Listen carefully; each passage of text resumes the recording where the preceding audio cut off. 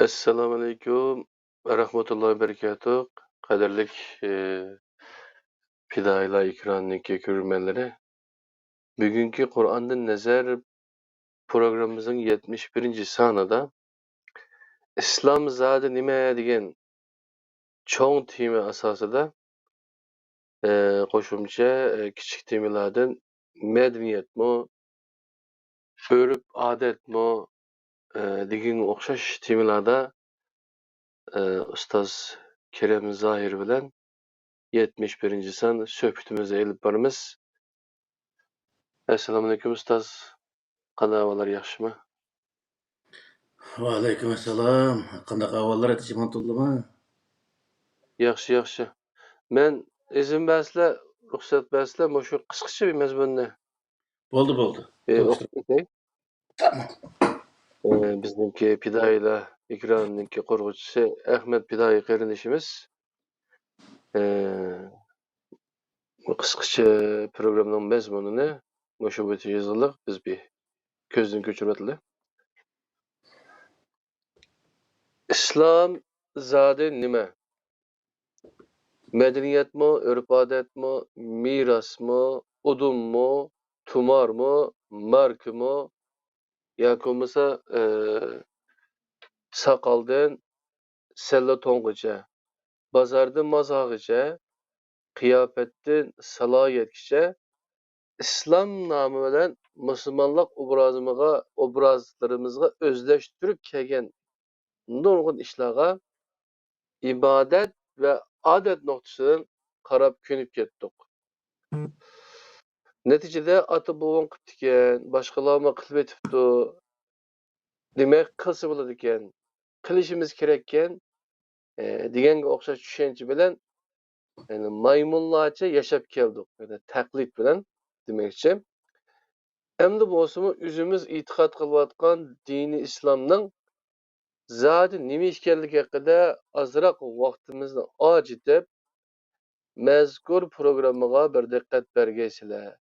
Ey aziz vatandoshlar, samimiy tilak ve nidalarımız bilen fidoyilar ekranininki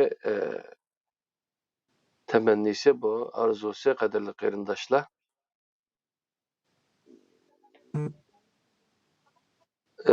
Davos ustoz, şu islom zodi nima bizga Qur'ondan nazar orqali birlikda shuni muzokara qilsak. Qani marhamat ustoz. Assalomu alaykum. Dunyoda qarshi joylar hurmatli qarindoshlar. Hammalarning shu vaqt xayrli bo'lsin. Bu mazmun bir taldan degandek aslida yuqorqi 70 qismning ichida bir qur poch holatda so'zlangan bo'lsa-mu, ammo butun holatda bir so'zlanmagan. Shuning uchun bugun shu bir butun qilib, shuni o'zini islom bilan urf-odatni, islom bilan madaniyatni, islom bilan udum, ya'ni tarixda ota-bobomizning qilib qolgan narsalarni ajratish maqsadida bugun shu programmaning o'zini qilish olib turyapmiz. Euzu billahi mineşşeytanirracim. Bismillahirrahmanirrahim. İslam bir milletning urf-odatimi degan vaqtida, endi biz bu hozirgi vaqtida keleneksel, ya'ni an'anaviy islom bilan Qur'on zikr qilgan islomning o'zini biz selishtirgan vaqtimizda arildi bu narsa. Hozirgi an'anaviy, yana islom dunyosi e'tiqod qilib kelayotgan, amal qilib kelayotgan islom madaniyat, ya'ni islomning bir qismi madaniyatga tava va bir qismi urf-odatga tava va bir qismi soqol urut salliga tava va bir qismi til yeziq tava va bir qismi shu yerdagi o'zi shu o'ttir shahar bo'libmi Makka Madina atrofidagi daldaraq suv shu hayvonotlarni tortib ashnaga o'zi munosabatli narsalarga tava bo'lib kelgan. Ya'ni arablarniki urf-odatini boshqa millat islom deb keliklik. Misol, urf-odat deganimizda arablarniki misol soqol qo'yish urf-odatlari, dap chelish urf-odatlari, masalan, madaniyat sohasida dap chaladigan musiqa madaniyatida dap chaladigan ishlar bor. Chası bo'ladigan, masalan, dap chası bo'ladigan ishlar bor bizniki mollamlarda. Qolgan dutta tamburni chası bo'lmaydi deydigan narsalar bor. Ondan keyin arabniki kiyim-kechaklari madaniyat sohasida arabniki ota-bobolarning qilib qolgan urf-odatlari bu narsalar hammasi islom bo'lib kelgan. Ya'ni an'anaviy islom mana shu narsalardan iborat. An'anaviy islomniki bir qismi yana shu narsalardan iborat yani.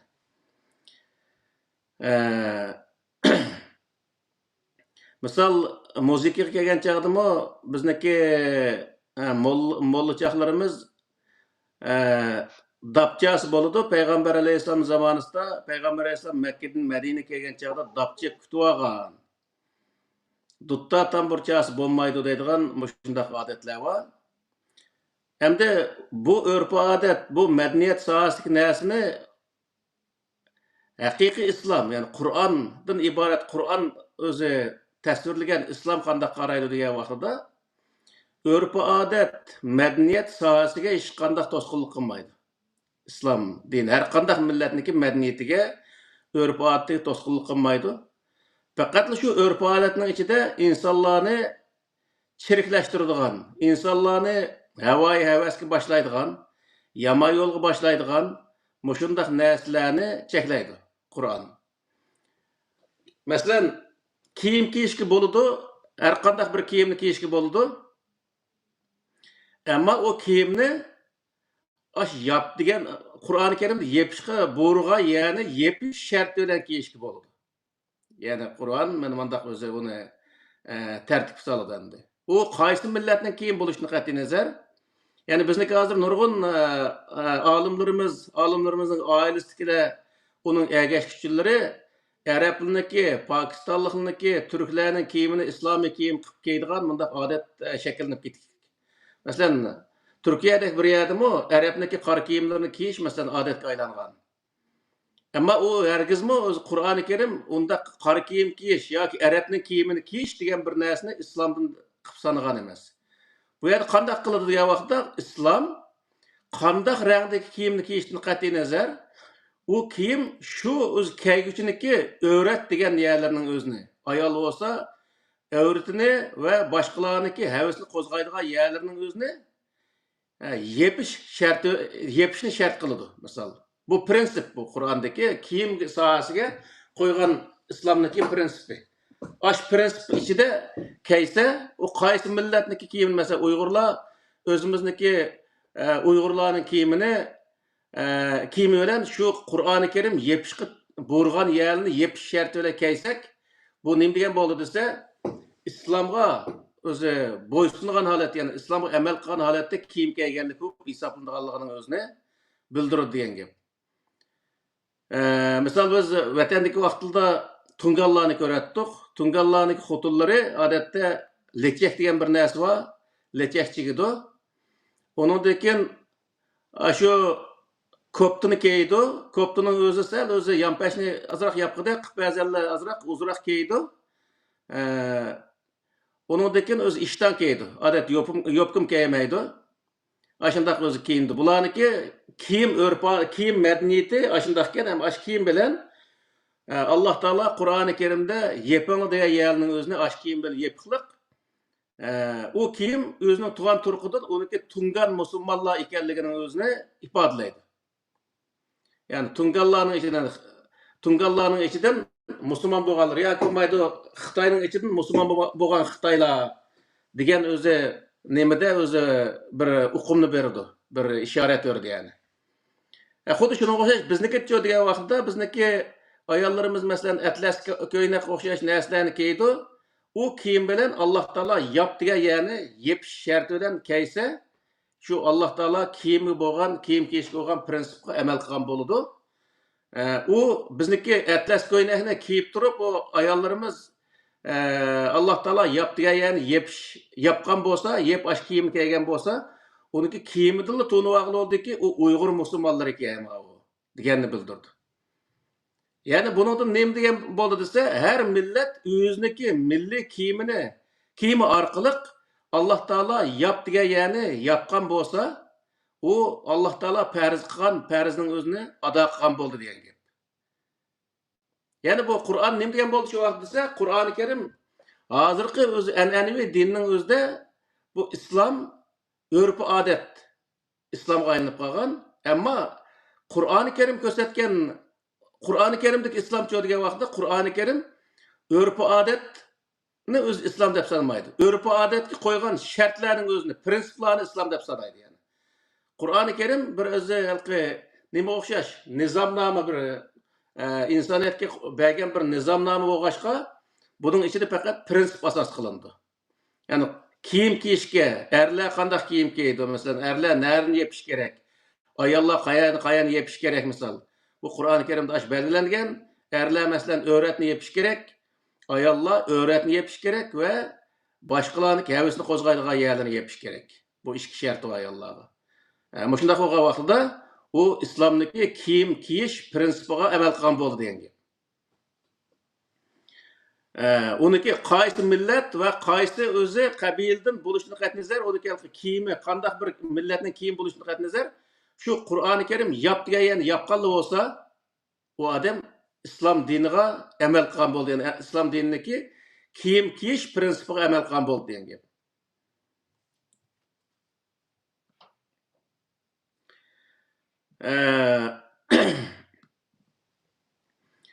Masalan, nimada o'zi islom yana soqol burut, tomoq, kiyim kechak, hozir kiyim kechakni kiyim qildik. Bu narsalarmi deb degan so'zlar bor ekan bu nimada. Qur'oni Karimda masalan shu urf odatning o'zimi, bu soqol burutning o'zi shu arablarning shu vaqtdagi urf odati.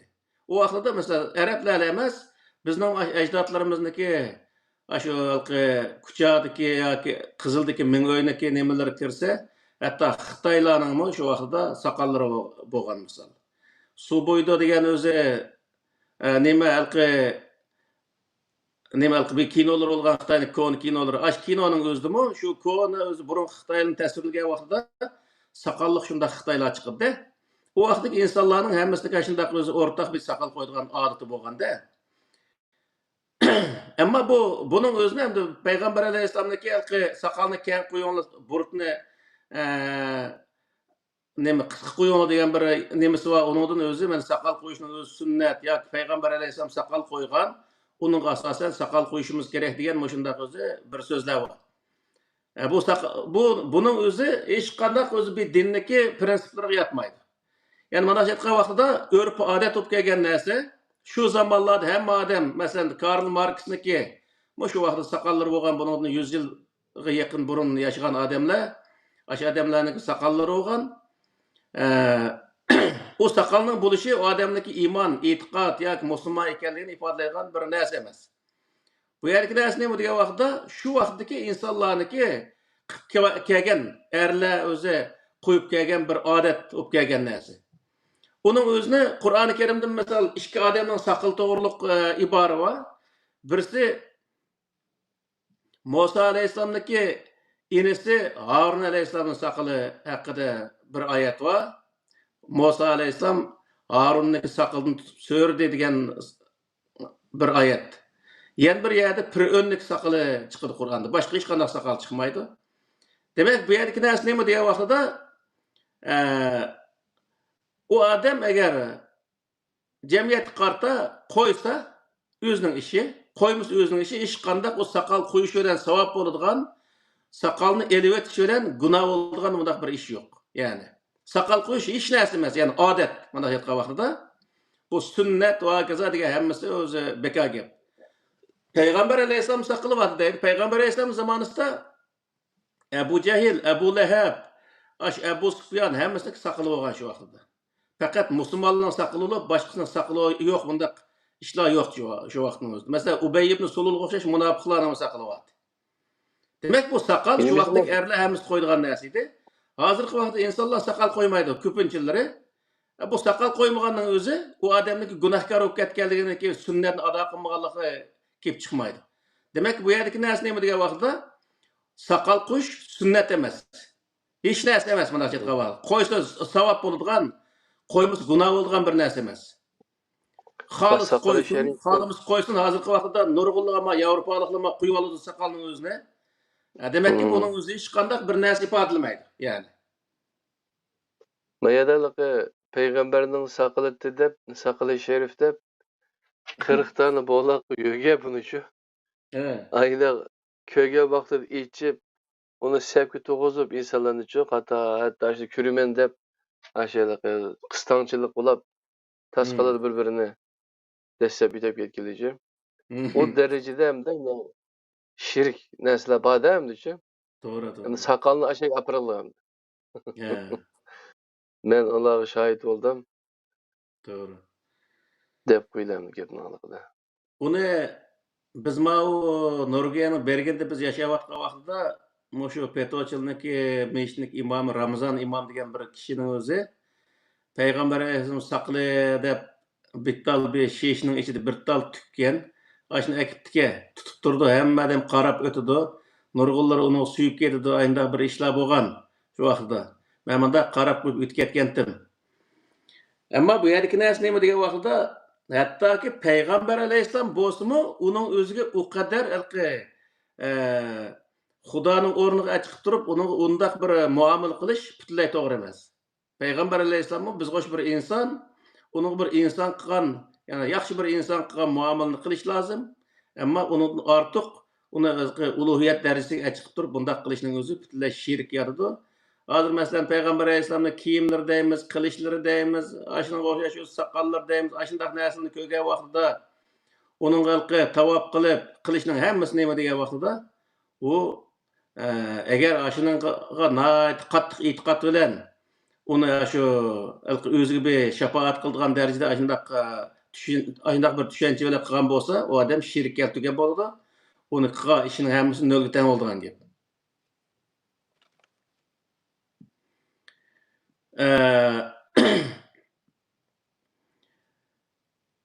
Endi bu müzik sohasidami bay az ne qoldik.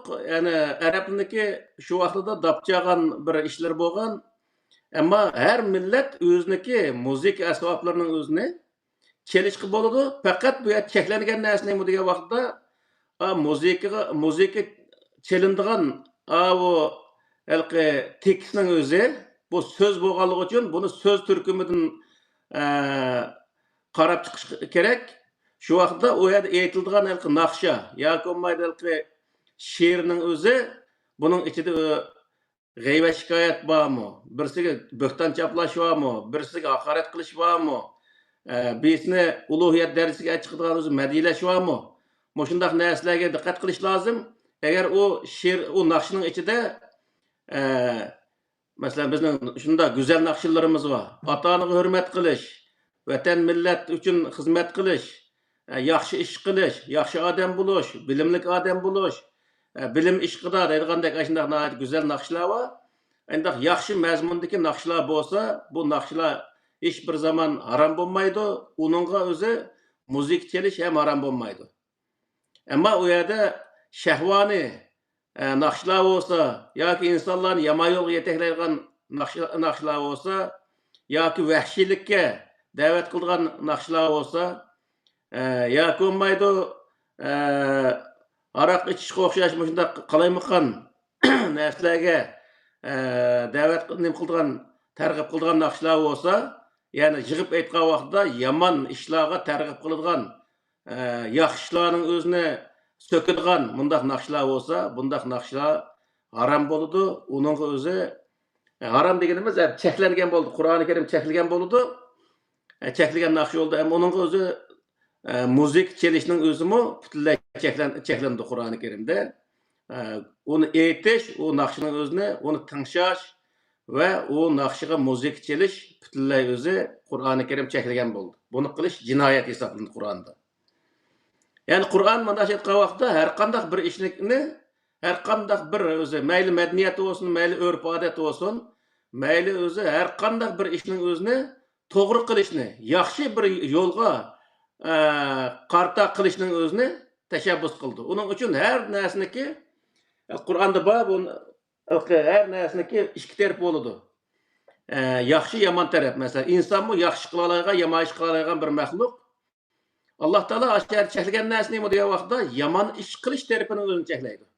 Demak, har narsaniki yomon tarafini cheklaydi, yaxshi tarafiga yo'l qo'yishlik. Misolda, buning uchun buni o'zini bilib olishimiz kerak, prinsipini, bunday prinsiplarni bilib olishimiz kerak.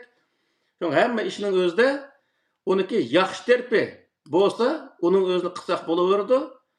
Ammo u yaxshi tarafi bo'lishining sirtida u narsa shunday boy degan o'xshash shirk kapirdigan. Bunda shaklda ko'p qolsa, u bo'lmaydi yani. İslam bir millatning tili va yezigimi degan o'zi bu menga nim qilib ketdiki, o'shaning o'zini kirib qo'ygandim. Ammo islom bir millatning tili va yezigi emas. Biz şu Qur'onniki nimalarni Qur'on haqida so'zlagan vaqtimda dedik, Qur'onni hozirgi vaqtda Uyg'urcha Qur'on holatiga kelish kerak. Yani Uyg'urlar uni to'liq foydalana oladigan bir holatga kelish kerak degan to'g'riliq bir to'xtalgan bo'ldik.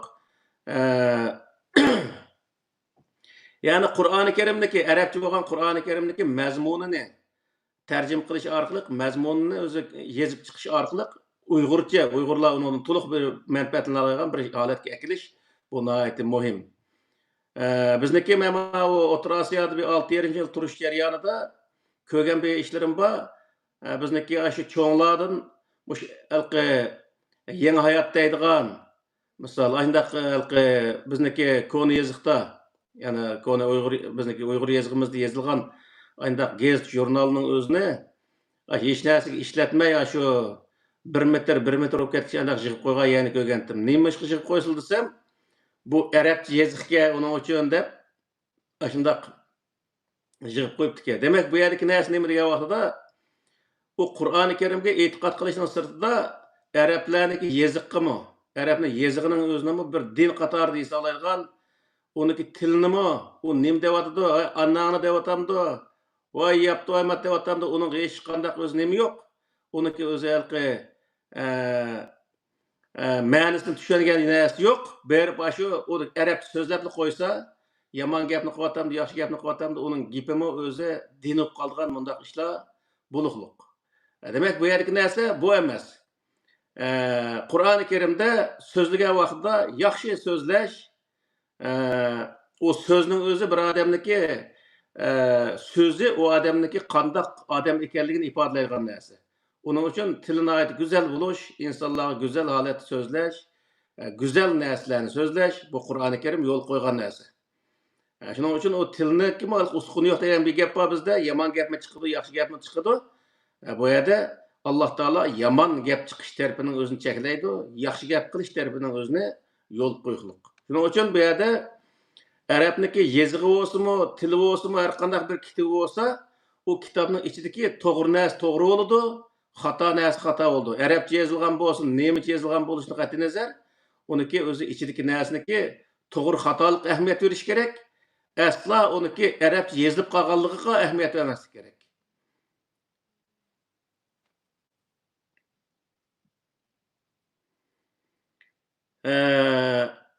Yana islom ota-bobolardan qolgan merosmi degan bir o'zi, ya'ni meros qolgan bir narsami degan haqida bir savol bor ekan. İslam bir ideologiya, yana koinotni yaratgan Allohga o'zi ishonishga asoslangan bir ideologiya. Va o ideologiyaniki sirtida insonlarniki butun söz harakatlari, e'tiqodlarini tortib hammasiga prinsip, yani belgilangan bir prinsipning o'zini nima deydi desa, islom deb ataymiz. Shuning uchun bu islom ota-bobosini qolgan narsa emas. Ya'ni meniki ota-bobomniki musulmon bo'lib qolishi bilan meniki musulmon bo'lishim o notayin. Endi men musulmon bo'lish uchun qanday qilishim kerak degan vaqtda, men o islomga doir kitoblarni o'qib, onun to'liq xabar tepib, uningdagi uning ishonish bilan men musulmon bo'la olaman. Ishonish va uning amal qilish bilan. O ata-onamiz o'zi kilimtayini o'gitib qo'yish bilan yoki bo'lmaydi, namoz o'qishni o'gitib qo'yish bilan u odam o'zini musulmon hisoblash bu to'g'ri narsa emas. Uning uchun har bir o'zi men musulmon degan odam bo'lsa, u odam o kitobni qo'liga elib, islomga doir kitoblarni qo'liga elib, bo'lib Qur'onning o'zini qo'liga elib, Qur'onning tarjimasini yaxshilab o'qib, takror o'qib, kallasidan o'tmagan yavib qolsa, uni tarjim qila oladigan insonlardan so'rab, uni kallasidan o'tkazib qilish lozim. Ya'ni Qur'on nəhayət kichkina bir kitob, uning o'zini bir yilning ichida bir qancha qatim o'qib chiqib bo'lgan bo'ldi misol. Ashning o'zini yaxshilab 2 qatim, 3 qatim o'qib chiqsa, u islomga doir masalalarni tamoman bila oladi. Bila olgandan keyin u odam uningga ishonish bilan, uning amal qilish bilan u odam musulmon bo'la oladi. Bo'lmasa, ota bobosini qilib qilish bilan u o'zi men namoz o'qisam bo'ldi, men o'zi yaxshi ish qilsam bo'ldi deb qo'yish bilan bu ish bo'lmaydi. Ya'ni yaxshi ishning o'zini boshqa bir dindagi insonlar qiladi. O ayrim bir narsa. Shuning uchun o'zi iymon bilan yaxshi ish qilish bu nihoyat muhim. Shu sababdan har bir o'zi men musulmon degan odam o'ziniki dunyo va oxiratlik bo'lgan kitobi bo'lgan Qur'oni Karimniki o'zi bildigan tildagi nemasining o'zini tarjimasining o'zini yaxshilab o'qib, tahlil qilib, tafakkur qilib, undan keyin o'zi uning bir ishonchi bog'lash va uni amaliyotda ijro qilish bu o'zi u odamning islomga kirganligini, u odamning haqiqiy musulmon bo'lganligini ifodalaydi. Shuning uchun qarindoshlarimizniki shu Qur'onniki hozirgi vaqtida 4 tal tarjimasi chiqdimi? Evet, 4 tal hozircha Imom Yusuf Tamollon bundan keyin nimaninki diniy ishlar idorasininki deb chiqargani. Undan keyin Enes hojimninki, yeni bir Heytaxunning var. Şu 4-5 tek bakın. Şu hozir 4-5 tarjima varken, aşının o'zidan shu halqi bu tarjima chiqib ketdi demay, ashuni hammasini undaq o'qib chiqsanglar, uningdan birsi bir yani ifodalamaydigan bo'lsa, yana birsi uni yaxshi ifodalagan bo'ladi. Halqi tarjimaning chiqib bo'lganligi menimcha yaxshi deb qarayman. Chunki undan foydalanish manba, ayrim manbadan foydalanib odamlar qilgandan keyin her odamni tarjima qilish uslubimi biroz o'xshamaydi. Shuningga to'g'ri. Hamma sohaning o'zini, hamma har o'zi tarjimaning o'zini o'qib, shuningdan o'zimizga kallamizni o'tkazadigan mundaq bir o'tkidak yoki o'tmaydigan ya bo'lsa, shuni tarjima qilgan ustozlardan so'rash orqali aniqlasak yaxshi bo'ldi. Shuning uchun halqi falan tarjima qilib bo'lganda, endi sen nima tarjima qilding deyish butunlay xato. Zaman o'xshamaydi, o tushuncha o'xshamaydi. Qur'oni Karimga bo'lgan qarash, masalan, Mehmet Ali Damollam 87-yil, 86-yil o tarjimani qilgan bo'lsa, uningdan insonlar dunyoning haqiqat joylariga chiqib, nurg'unlagan o'zi o Qur'on, ya'ni islomga asosan tushunchalarni hosil qilgan bo'ladi. Shuning asosan o Qur'on texim keng doira tarjima qilgan gap. Shuning uchun uni har tarjimani o'qib ko'rish o'zimizga foydali bo'ldi. Bizmi mana shu tarjimalarni o'qib, misol tarjim qilishni ashundaq ko'ni ustozlarniki tarjim qilishlardan biroz o'rgangan yerlarimiz bo'ldi. Bu nihoyat yaxshi bir ish. Ya'ni bir-birimizniki inson bo'lish sifatimiz bilan bir narsani 100% qila olmaymiz. 100%lik inson aslo bo'lmaydi. Ammo ba'ziyan xato qilib qo'ygan bo'lsa, "Ma go'yning o'zi o'shani xato qilibdi" deb uning o'zini tillab, haqoratlab qilishga hech qanday hojat yo'q. Uni to'g'ri qilgan yerdan yoki o kallamizni o'tmagan bo'lsa, boshqa diniy olimlardan uni so'rash orqali uni o'zi to'g'risini tushunib olsak bo'laverdi yani.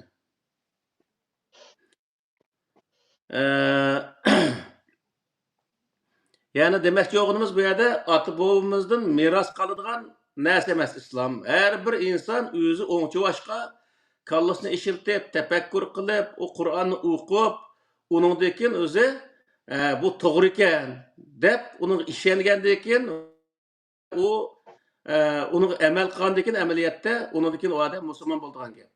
Shuning uchun biz deganda Uyg'urlar 1000 yildan beri musulmon. Bizda ham shu musulmon bo'lgan odamlar tug'ilgandan keyin biz musulmon deb bunda qarash bo'lmaydi. Shunday qarashning sababidan biz islomni ichiga kirib qolgan, masalan, nurg'ulg'an xurofotlar, nurg'ulg'an bizning millatni vayron qilayotgan narsalarga kirib qolganlardan hech qanday xabarimiz yo'q. Shuni islom deb o'z qabul qilib, shuning o'zi shuni ijro qilib kelganligimiz uchun kunimizning bu bo'lganligi. Uning sirtida masalan hozir butun dunyodagi islom dunyosi hozir 2 milliard musulmon bor bu dunyoda. 2 milliard yaqin desak, 2 milliard to'liq bo'lmasa-mu, 2 milliardga yaqin o'zi musulmon bor. 2 milliardga yaqin musulmonning o'zi hozirgi vaqtda oyatni o to'pqa videoni qo'yib to'p-to'g'ri so'zlab turganning o'zi xalqaroga sunug'dak, ya'ni boshqa bir dindagi yoki boshqa bir millat sunug'dak yo bir axloqining tayini yo'q, yo bir ilmining tayini yo'q, yo hech qanday safosining tayini yo'q. Mahorat tushib 2 milliardga yaqin insonniki bo'layotgan narsa. Musulmonlar 2 milliard degan bilan, mesela O'tir Sharqda hozir necha 100 million musulmon bor. Bir 5-6 million keladigan bir Yahudlar ashani bombardimon qilib vatvarga chiqaryapti. Hech qanday ashnaqa masalan og'zini itib, jemmati o'zi og'zi suv olgan mozdozdak o'ltirdi emas misolda. Demak, bu yerda narsa nima degan vaqtda bu sonniki ko'p bo'lishi u odamniki alomat o'zi musulmonlarning eqib ketganligidan darak vermaydiganligini. Onun sapasının bo'lishini nəhayət muhimligining o'zini. O Yahudlarning sapasi mesela musulmonlikdan yuqoriga hozir hammasi Yahudning oldida tiz cho'kdi. Necha qatim urushda tiz cho'kdi. Nima uchun degan vaqtda sapa bo'lmaganligi uchun. Demak, bu yerga narsa nima degan vaqtda, ya'ni musulmonman deb qo'yishning o'zi ayrim bir masala. Musulmondachilikqa, ya'ni Qur'oni Karimdagi islomga amal qilish bu ayrim bir masala. Bütün yalğancılık, kazzaplık özü, böhtan çaplaş, bütün öz Kur'an-ı Kerim çekilgen yama işinin hemmesini kılış, bu Müslümanlığı mevcut. Kur'an-ı Kerim kılan diyen işinin hemmesini kınmaslık, ya ki köp kısmını kınmaslık Müslümanlığı mevcut. Ma kapırlar, ma garip devletleri karşılaşıyor diye vaxtda, Kur'an-ı Kerim kılan diyen işinin köp kısmını, yani garip dünyasında kılıklık. Kınmal diyendeki köp kısmını kınmaklıkmış o garip dünyası. Onun için bularning işi aldığı menaqliq. Müslümanlar desa, Qur'oni Karimga tamamen qarshi ish qilganligi uchun bularning ishi desa, oxir yeniqliq, o'zim ilgari basmaq zaten bu islom diniga yana shu arabniki shu kelneksel islomga kirganligi uchun butun o'zi islom dunyosi tamamen vayron bo'lish girdobga kelib qolganlik. Zodi vayron bo'lyapti bir tarafdan shu ma turkning gipoaki çorap sökkendek sökülüdü deygan. Aşınıga o'xshash bir tarafdan vayron bo'lib ketyapti hozir. Biz vayron bo'ldik. Hozir arab dunyosi tamamen vayron bo'lish oldida. Buning hammasi nimadan degan vaqtda bu shu islom bilan munosabatlik. Yana nurg'un odamlar bor. Islomning nima gunohi bo'lsa, islom qanchalik amal qilding deydi. Islomga amal qildik yana qo'ymagan, ham islom butunlay insonlarni aldaydigan bir islomga aylangan. Yani Kur'an-ı Kerim'ge bütünley doğru kelmeydigan, Kur'an-ı Kerim oturup koygan İslam'ın tamamen zıttı olup, o namda atakta İslam, ama ameliyat diyorsa İslam'ın tamam düşmanları oturup çıkan bu halkı geleneksel İslam. Onun için bu insaniyetinin özüne öz vakit kutkazgan bu İslam hazırki vakitte kutkazanmaygan bundak bir halet düşüp kalıqlık. Bunun bütün sebepleri nerede diye vakitte hazırki digendek İslam deb biz başqa bir narsaning oqisini ketayotganligimiz uchun bo'layotgan narsa. Agar biz Qur'oni Karim bizga o'tirib qo'ygan, ya'ni islom bilan mangan bo'lsak, hozirgi vaqtda 1400 yildan birisi hozir butun g'arb davlatlari musulmonlar qilib qolgan. Uning oxirgi qilib qolgan hozir butun dunyoning oxirgi kim bor desa, hatto buddistniki, o nimada Hindistondagi kalning suydigini ichadigan ashunday bir buddistlar ki, kalga e'tiqod qiladigan har xil. Shu buddistlarni oqib qilib qolgan musulmonlar. Eng oddiysi. Buning hammasi nima sababdan degan vaqtda bu Qur'oni Karimdagi Allah Taala qılan degan ishni tamoman tashlab, qilmang degan ishga berilib, butun dunyoning aldamchiligini, butun dunyoniki o'zi kazzobligini shu musulmonlar qilayotganligi uchun bu kun qiliqliq. Shuning uchun biz bu Qur'ondan nazar programmamizni boshlagan vaqtda dedik, nurg'un qatim debatimiz haqiqiy islom zot nima? U haqiqiy islomning o'ziga biz qaytgan vaqtda biz qanday bo'lamiz? Misol, haqiqiy islom odat, urf-odat, bir millatning madaniyati bu narsa haqiqiy islom emas. Haqiqiy islomdagi birinchi asosi nima degan vaqtda ilm. Ya'ni ilmni asos qildi. Birinchi o'qishni bu o'qishga o'raydi uning uchun. Shuning uchun o'zi birinchi o'zi nima Qur'oni Karimdan iborat bu islomning o'ziga biz amal qilmaganligi uchun biz o'zi ibodat degan bir narsa berilib qo'yganlik. U ibodat deganning o'zimi Arabniki butun jahiliyat zamonasida yig'ilib qolgan narsaning hammasini shu dashqallarni akilib, rivoyat yo'llari bilan insonlar ibodat deb sunuqliq. Shuni shu ibodatning oxiriga kirib vayron bo'lib ketdik. U ibodatning o'zi taraqqiy qilsa insonni vayron qiladigan, aqidani vayron qiladigan, shirk paydo qiladigan bir narsa. Ibodatni taraqqiy qiladigan narsa emas. Ibodat deganda Alloh taolo degan payt qilish lozim. Uni ortiq qilib o'z paloni axshimizni majrakat namoz o'qiymiz, pustani axshimiz paloni majrakat namoz o'qiymiz, paloni axunga atab o'qiymiz, pustani hadiya qilishni o'qiymiz. Deydigandek bundaq bir narsani bu islom dini faqat qabul qilmaydi. Shuning uchun bu islom dini qarshi bo'lgan, shirk paydo qilgan, tamoman o'zi insoniyatni vayron qilgan bir narsaning o'zini musulmonlar o'ziga din deb qabul qiliqliq. U sababdan o'zini vayron qilgan narsani din deb qabul qilganligi uchun musulmonlar vayron bo'liqliq. Nemisda o'zicha Qur'oni Karimdagi jannatni va jannatni ichidagi hurulni tushga kelib ketgan insonlar bor. U yerning nima ishi bor bu apning wala misol.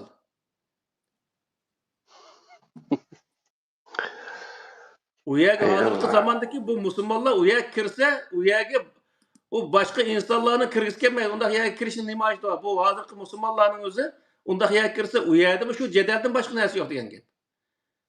Shuning uchun bu yerning o'ziga deganda haqiqiy inson bo'lgan odamni kirdigan yer. Qur'oni Karim tasvirlashicha. Shuning uchun biz Qur'oni Karim tasvirlagan islomga ergashgan vaqtida o'zimizni qutqiza olamiz. Ish qilib Qur'on va'da qilgan hamma narsaga yeta olamiz endi mana shu vaqtida. Agar uningga qilmay xato yo'lda ketilaversak desa, o'zimizni insonligini yo'qotishning sirtida tamoman yo'q bo'lamiz bu dunyoda degan gap. Ya'ni islom payg'ambarlarniki so'z harakati va sahobalarning so'z harakatimi deb programmani ko'rgandan keyin nurg'un odamlar endi bir narsani shaxsiy xodimini yo'llab qo'ydi. Biz bu sohadami to'xtalgan, masalan, payg'ambar alayhissalomniki qilgan ish harakatlari, uning o'z Qur'oni Karimdagini asos qilamiz biz. Hech bir zaman rivoyat kitoblaridagini asos qilmaymiz. Qur'oni Karimdagi payg'ambar alayhissalomning qilgan ish harakatlari tamoman Qur'onniki shu zaman va shu makonda shu millatniki, ya'ni shu jamiyatda o'zi ijro qilingan ijroati. Yani şu zaman ve şu makan ve şu cemiyetke muvafiq holatda icra kılınan bir icraat. Xalas. Ama o fakat özü o din deyishga qat'iy bo'lmaydi. Nima uchun degan vaqtda din shu payg'ambarni shu ishni qilg'izgan narsa. Payg'ambarga shu ishni qilg'izgan buyruqlar, prinsiplar bu din. Ama asla uniki o'zi qilgan ishi din emas, dinning ijroati.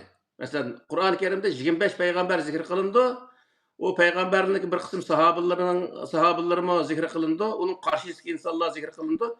Bunun hemisi neyme diye vaxtda her bir peygamber öz zamanında ilahi kitabını icra kılan vaxtda şu öz zamanı ve makandaki cemiyetke asasen onu icra kılıqlık. Onu ikinci akıdan kelgen peygamber o halet icra kılmaklık. Ne için diye vaxtda? Çünkü o cemiyet yok. Onun 100 yıl, 200 yıl en az olsa olmuş 500 yıl, 1000 yıl keyin kelgen bir peygamber 1000 yıl burunqi o'z payg'ambarniki ishini qilish aslo mumkin emas. Chunki jamiyat boshqa. Shuning uchun Qur'oni Karimdagi bu o'zi prinsipga asosan Qur'oni Karimdagi shu qo'ygan prinsiplarning hammasini har bir inson o'z jamiyatida shu jamiyatiga loyiq ijro qilish bu Qur'oni Karim o'tirib qo'ygan yo'l degan gap.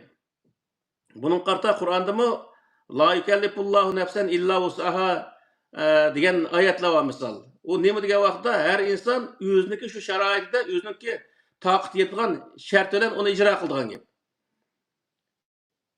Hozir shu biz deganni ahli sunniy val jamoa payg'ambar alayhisolamning sunnatini tutyapmiz degan insonlar payg'ambar alayhisolamniki qo'ygan saqalning o'zini qo'yishdan boshqa hech qanday bir ortiq bir ish qilgan yeri yo'q. Ular o'qigan namozni biz o'qiyapmiz. Misol, ular tutgan ro'zni biz tutyapmiz. Eng oddiysi. Payg'ambar alayhisolam ashlar tutgan telefonni tutgan yeri yo'q. Payg'ambar alayhisolam ular chiqqan mashinaga chiqqan yeri yo'q. Payg'ambar alayhisolam zamonida qilgan ishlarni ularning hech birisi qilgan ishi yo'q. Uning uchun o payg'ambar alayhisolamning qilgan ishining o'zini biz qildik deyishga hech qanday haqqi yo'q. Ham qilolmaydi. Nima uchun degan vaqtda uni qilish uchun 1400 yil burungi zamon qaytish kerak. Shu jamiyatni yaratish kerak. U vaqtda uni qila oladigan gap. U mumkin bo'lmagan bir narsani o'zini men qildim, qilyapman deyishning o'zi tamamen bir xato bir narsa. Sen hozirgi jamiyat yashayotsa, demak ki Qur'oni Karimdagi shu prinsiplarning o'zini hozirgi jamiyatdagi ahvol qarta yashaysa, shu jamiyatda o'zi yashtisa uning o'zini. Mana bu Qur'oni Karim o'tirib qo'ygan islomni jamiyatda shu har bir insonniki yashatganligi bo'lib hisoblanadi. Shuning uchun bu yerdagi narsa nima degan vaqtda bunaqi nurg'un qatim shu sunnat yoki nima shunday bir mazmun haqida to'xtalgan vaqtda jiqdidik. Masalan, bir davlatning qonuniga o'xshash. Qonuniga o'xshash bu Qur'ondagi nemis prinsiplari, masalan, bu faqatlalqi nima endi balki ilohiy bir nizomnoma, insonlarga tushgan bir ilohiy nizomnoma. Bu nizomnomani har bir inson yoki har bir to'plum, har bir davlat o'zining sharoitiga qarata uni ijro qiladigan gap, ijro qilgan vaqtida o'xshamagan shaklda ma davlatniki yana bir davlatga yoki ma to'plumniki yana bir to'plumniki o'xshamaganda ijro qilinsimi, u o'ziniki shu yerda yashayotgan sharoitga qarata ijro qilinganligi uchun to'g'ri ijro qilinganligi deb hisoblandi misol. Shuning uchun bu yerdagi narsa nima degan vaqtda payg'ambar alayhisolamning zamonasidagi bo'lgan bir ijroatni akilib hozirgi zamonda mushbat ijro qilamiz deyishning o'zi bu o'zi kalla faqatla ishlamagan odamlar deydigan gapi. Bu biz misol hozirgi vaqtda payg'ambar alayhisolamni hozirgi vaqtda kallamizda tirildirib, hozir payg'ambar alayhisolam tirik bo'lgan bo'lsa nima ish qilatil desak, bu savolning javobi hal bo'ldi. Payg'ambar alayhisolam hozir hayot bo'lgan bo'lsa, shu 1400 yil burungi paytda ish qilgan bo'ladimi yoki hozirgi zamonga loyiq ish qilgan bo'ladimi degan vaqtda biz uning kesimli javob bera olamizki, hozirgi zamondagi eng ilg'or holatda ijro qilgan bo'ladi payg'ambar alayhisolam. Shuning uchun bu yerdagi narsa nima degan vaqtda biz davomli o'zi 1400 yil burungi ishni emas, hozir shu Qur'ondagi prinsiplarni, buyruqlarni qanday ijro qilamiz, qanday qilib eng yaxshi o'zi shaklda o'zi ijro qila olamiz. Buni o'zi o'ylashimiz, shu holatda ijro qilishimiz bu o'zi Qur'oni Karimga, ya'ni Allohning diniga amal qilganligimiz va uni ijro qilganlik deb hisoblandi. Shuning uchun bu yerda payg'ambarlarniki nurg'un odamlar va usvat nasana degan oyat borki, bu yerda payg'ambarlardan ulgu elish to'g'riliq degan o'zi nimalar bor. U usvat nasana deganning o'ziga Alloh taolo payg'ambar alayhisolam nurg'un so'zlashlik. Sen sana qilingan vahiyga ergash. Usvat nasana degan bu. Ya'ni payg'ambar bütün payg'ambarlar shunday. Alloh taolo qilgan vahiyga ergishishlik, shuni ijro qilishlik. Biz u payg'ambarlardan o'rganadigan narsa nima degan vaqtda bizmi shu Alloh taolo vahiy qilgan vahiyga ergishish lozim degan bo'ldi bu yerda. Bu yerda hech bir zaman Qur'onning hech bir yerda payg'ambar qilgan ishni qil degan to'g'riliq hech qanday bir narsa yo'q.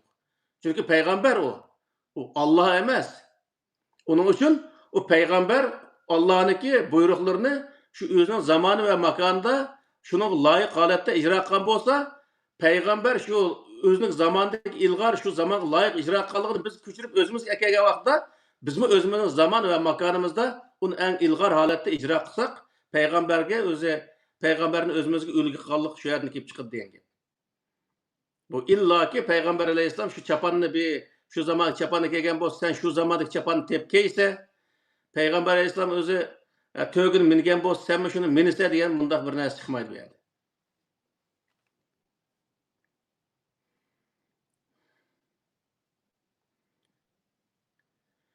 Yani sahabalarga nisbet verilgen, Peygamber Aleyhisselam'a nisbet verilgen ve buruk peygamberlerine nisbet verilgen rivayetler. Ya Kur'an-ı Kerim'deki başka Tevrat, İncil, Zebur'daki başka peygamberler hakkında yazılgan bu şu kitaptaki şu peygamberler hakkında yazılgan neslerindeki o'zi din bo'lmaydiganligini mushu yerdan bilib olsak bo'ldi. Dinniki ijroat bo'ldiganligini. Xuddi boya misol keltirib deb o'tkitib qoldik. Misol Turkiyani misolga olsak, Turkiyaning asosiy qonuni yezib qo'ygandan keyin uni birinchi ijro qilgan bir prezident bo'ldi. U prezident uning o'zini shu zamonga, shu yerdagi ichki tashqi vaziyatga qarata ijro qildi. Uningdan 20-30 yıl ya 50 yıl keyin kelgan bir prezident mu şu kanunu icra kıldı. Ama onu icra kılgan vaqtida asla o burunqi yani birinchi icra qilgan odamdek onu icra qilmaydi. Nima uchun degan vaqtida agar burunqi birinchi qatim icra qilgan odamdek icra qilma desa, u birinchi qatim icra qilgan odam duch kelgan ichki tashqi vaziyat naq shu vaqtdan bo'lishi kerak. O vaqtdagi vaziyat tamamen o'zgargan. İchki jihatda masalan burun kambag'al bo'lgan bo'lsa, keyin pul topgan, burun taraqqiy qilgan bo'lsa, keyin taraqqiy qilgan, burun o'zi millat nodon bo'lgan bo'lsa, keyin o'qib hamisi o'zi ma'rifatli bo'lgan misol, burun o'zi dushman oz bo'lgan bo'lsa, keyin dushmani ko'p bo'lgan, bundaq bir shart ostida u qonunni ijro qilishmi shu ichki tashqi vaziyatga qarata uni muvofiq holatda ijro qilingan gap. Bir odamni ijro qilib qo'ygan ishi uniki tamoman o'zi keyingilarni shubhat ijro qilish lozim degan gap chiqmaydi. Shuning uchun bu yerga narsa nima degan vaqtda burunqi ijro qilgan shu prezident u qonunga qanchalik sodiq bo'lgan bo'lsa, uningdan biz ulgu oladigan narsa nima degan vaqtda shu qonunga sodiq bo'lib, hozirgi zamonga eng loyiq holatda ijro qilsak, uning sodiq bo'lgan bo'lamiz degan gap. Shuning uchun bu yerdagi masala nima degan vaqtda bizniki eng tushunilishli masala Payg'ambar alayhissalom ve onun sahabeleri şu vaqtda Kur'an-ı Kerim'de ibaret bunun prensiplerine şu vaqtda şunçalik sadık qalgan bolsa, sadık icra qilgan bolsa, biz ulardan ögündigan narsa nima degan vaqtda uni qilgan ish emas, u Qur'onga bo'lgan sadoqatmanlikni o'rganishimiz lozim. Qur'oni Kerimni hozirgi zamonga hozirgi zamonda Qur'oni Kerimni qanday ijro qilamiz? Buningga samimiy bo'lishimiz lozim degan gap. O Payg'ambar alayhisalom ani qilibdiki, sahaba ani qilibdiki degan gapning din emas u. U shu vaqtda qilingan ishniki hikoyasi xolos, agar qilingan bo'lsa. Shuning uchun bu yerdagi bizniki bilib olgan narsamiz din nima degan vaqtda, ya'ni yig'ib aytgan vaqtda islom dini har qanday e'tiqod, ibodat, madaniyat, urf-odat, so'z, harakat, kiyim-kechak, yurish-turish, yemek, içmek, muamele, siyaset, iktisat, cemiyet ve başka nurgulgan insanga ve insaniyet cemiyeti münasebetlik nurgun işlağa koyulgan prensipinin özü nima degan vaqtda islom degan bu yani. Mushuning o'zini biz tushunib olsak, u vaqtda shu islomning shu prinsipini tushungandan keyin biz o'zi qildigan ishimizning o'zini, jamiyat qilgan ishimizni shuning shu prinsip hisoblagan, xuddi birga ishkini qo'ysak qancha deganlar o'zi bir savol chiqib turgan bo'ldi, o'sha qo'shni bilsak va to'g'ri chiqavergan gap. Shuning uchun bu yerdagi narsa bizniki bilib olganimiz Qur'on, ya'ni islom dini prinsip, ya'ni har narsaga belgilangan prinsipning o'zi islom. Uni o'zi ijro qilish u islomning ijroati xolos. Yani buniki o'zini biz hozirgi vaqtda tushunish kelsa, burun buni chiqatin deb o'tdik.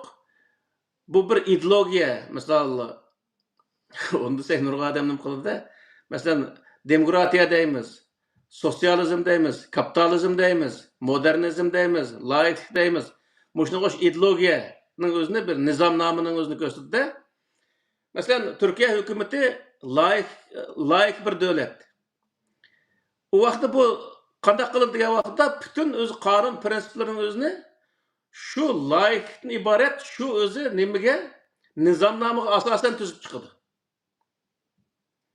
Ya'ni hech qanday bir dinga mansub bo'lmagan, davlatni aql, mantiq va ilm bilan boshquradigan degan bir prinsiplar bor. Ash prinsipga asosan ondan keyin o'zi xalq o'ziniki erkin fikr qilish, huquqiga ega degan o'zi har xil huquqni nima qilgan o'zi qonunlari bor.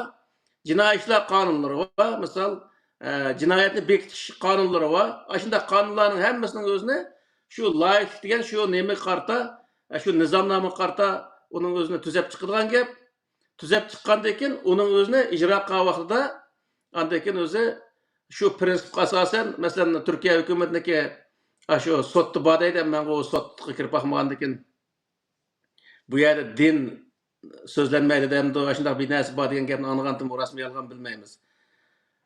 Ammo undaq yerda mening diniy qarindishimga men buni sal azroqroq kesim ketsay, u Yahudi ya Nasoroki buni jiq kesib o'tadigan bundaq bir narsa bo'lmaydi. Bu yerda nima desa, din, e'tiqod hech qanday e'tiborga ilinmaydi. U Alloh va insonning orasidagi ish. Uni qilgan ish qanchalik o'zi jingvasida shuning qarta jazo kesildigan gap. Ya'ni bu nihoyat o'zi adil bir jazo bo'ldi shu vaqtida. Demak, bu yerdagi narsa nima degan vaqtida Qur'oni Karim shunga o'xshash bir ideologiya, yana bir nizomnoma mana shu butun insoniyatga qilgan bir nizomnoma. İnsanlar şu nizomnomaga asosan qonun tuzgan vaqtida u qonun to'g'ri chiqadigan gap. Misol, jinoiy ishlar qonunining o'zida Qur'oni Karimni qo'ygan prinsipi nima degan vaqtda u odamning qilgan ishiniki, ya'ni jinoyatniki eg'ir yenilikka qarta jazo berish, ya'ni shu loyiq jazo berish degan gapda. Loyiq jazo berish deganning o'zi ya'ni uning hech qanday din yoki e'tiqod kirmaydi degan gap. U odam qaysi dinda, qaysi e'tiqodda, qaysi mazhabda bo'lishidan qat'iy nazar yoki qaysi millat bo'lishidan qat'iy nazar, u odamning qilgan ishi qanchalik eg'irlik bosadi, jinoyat qanchalik eg'ir, shuning qarta jazo berish, hech qanday uniki boshqa narsadan surishtirib qilmaslik degan gap. Qur'on buni o'zi buyuradi misol. Siyosatning o'ziga qo'ygan prinsipi shu desa, hamma odamning diniy e'tiqodi o'ziga. Lakum dinikum valiyadin deydi, o'ziga. Degan o'zi prinsip bo'yicha siyaset qilganlar hech bir insonning diniy e'tiqodiga qaramay, u insonning insonlik bilan o'zi o'lchab turib, insonlik nazariyasi bilan unga siyoset qildigan gap. Meniki bizniki hozir mush Uyg'urlar bilish kerak buni o'zini. Musulmonga uning uchun biz musulmon bilan o'zi birga ish olib berishimiz kerak emas. Bizniki ishimizga yaraydigan qanday bir dindagi, qanday bir e'tiqodga odam bo'lishidan nazar bizga foydali bo'lgan har qanday odam bilan to'g'ri siyosatni menib ketaverishimiz lozim. Asla uniki dini bilan bizniki chatqimiz bo'lmasligi lozim. Nima uchun degan vaqtda? Chunki din inson bilan Allohning orasidagi ish. Uning hisobini biz olmaymiz, Alloh oladi qiyomat kunisi. Shuning uchun bu yerdagi din sohasida kesim kesilgan, dinga o'zicha egdochilik qilib olgan bundaq insonlarniki u hech qanday bu bir insonga kesim kesish, bir odamni diniy sohada haqoratlash haqqi yoki huquqi yo'q. Bu hozirgi davlatlarniki siyosatimi jinoyat hisoblanadi, Allohning oldida nihoyat eg'ir jinoyat hisoblanadi. Chunki uniki bahosini Alloh berdi qiyomat kunisi. U musulmonmi yoki murtad murjimi, uning o'zini Alloh qiyomat kunisi hisobini berdi, nima jazosini berdi. Agar jazo nima yomon ish qilgan bo'lsa, qilayotgan ish agar rasmiy yomon bo'lgan bo'lsa, o agar undaq bo'lmagan bo'lsa, uning mukofotini ham Alloh berdi. Buni hech bir soha, hech bir zaman insonlar bu o'zi din sohasida jazo berish haqqi yoki huquqi yo'q. Ya'ni buniki e'tiqod va ibodat sohasida hech kim jazo berish haqqi yo'q. Haqqi yoki huquqi yo'q. Bir odam ro'za tutmagan bo'lsa, bir odam namoz o'qimagan bo'lsa, yoki bir odam Xudoga ishonmagan bo'lsa, u odamni biz jazolaymiz degan hech qanday haqqi yoki huquqi yo'q. Jamiyatga bo'lgan hamda nima jinoyat, jamiyatga bo'lgan ishlar degan vaqtda, jamiyat insoniyat orasida bo'lgan ishlarga insonlar o'zi jazo berish haqqi va huquqi bo'ldi. Uning uchun Alloh taolo uning prinsip belgilaylik, o prinsipga asosan qonun chiqarib va adolat bilan o nimaning o'zini qonunni ijro qilsa, o insonlar Allohning adolatining o'zini vujudga chiqargan bo'ldi. Ya'ni shuning uchun bu yerdagi bizni bilib olish tegishli narsamiz nima degan vaqtda islom dini e'tiqod, ibodat va prinsipdan iborat. Mana shu narsani bilib olsak bo'ldi. Prinsipni nurg'un odamlar bilmaydi. Hozir bizniki o'zini doktor, doçent doktor deyotgan insonlarning nurg'unlari Qur'oni Karim din degan nima desa, Kitobulloh, Sunnat Rasululloh deb o'ltirdi. Qur'oni Karimning ichidagi prinsip ekanligini o'zini bilmaydi nurg'unlari. Shuning uchun bu yerdagi prinsipni nurg'un insonlar yoki nurg'un diniy sohadagi insonlar uni o'tirib qo'yolmaganligi uchun bizning xalqimiz bu narsadan o'z bahramand bo'lolmoqlik. Masalan, biz uni har bir jinoyat yoki halol harom mavzusidami buni bir-birlab o'tirib qo'yib o'tdik. Misol halol harom masalasida bir narsani harom bo'lish uchun Alloh taolo qo'ygan prinsip nima desa, jonliqlarga uning yirtqich bo'lish va nejis bo'lishi u narsaning haromligini keltirdi ekan. Ya'ni bir narsa de bu ikki narsa tepilsa yoki ikkisining birisi tepilsa, bir hayvon yirtqich bo'lsa yoki yirtqich va nejis ikki sifat tepilsa yoki olmaydi yirtqich yoki nejis degan ikki sifatning birisi tepilsa, o hayvon nejis bo'ldi, nima harom bo'lgan gap. Biz o'zimizning territoriyasida bir qism hayvonlarni yeb odatlangan bo'lg'achqa, masalan, shu Bangladesh deymiz, Janubiy Amerika deymiz, Hindiston deymiz, shunday yerlik bo'lgan vaqtda u yerlik musulmonlarniki yeyotgan narsalarni men Bangladesh oshxonasida biroz ishlagandim. Shu yerda yeyotgan narsani biz endi qusyapmiz endi. Shu darajadagi narsalarni odam yigitga shu darajadagi narsani yeydi, lekin uni biz yeb odat qilmaganligi uchun uni shunday ko'nglimiz erishadi. Ammo u narsa desa, u narsa harom emas. Misol ashlar yeydi. Biz odatda kelani yemaymiz. Arablar yeydi kelani, cheketkini yemaymiz. Arablar cheketkini yeydi. Misol. Nima uchun biz Qur'oni Karimda u narsa nejis va yirtqich bo'lish kerak. Jonliqlarning o'zi yoki mush ikki narsaniki birisi bo'lish kerak. Her bir Müslüman şunu bilip olish kerak yani. Bir jonliqning o'zi harom bo'lish uchun nima bo'lish kerak degan vaqtda mush ikki shartning o'zini bilib olgan vaqtida u dunyoning qanday xayriga safar qilsin, u odam u vaqtda uning o'zini mana qarab, ma'nasi halol ya ma'nasi harom deya oladi.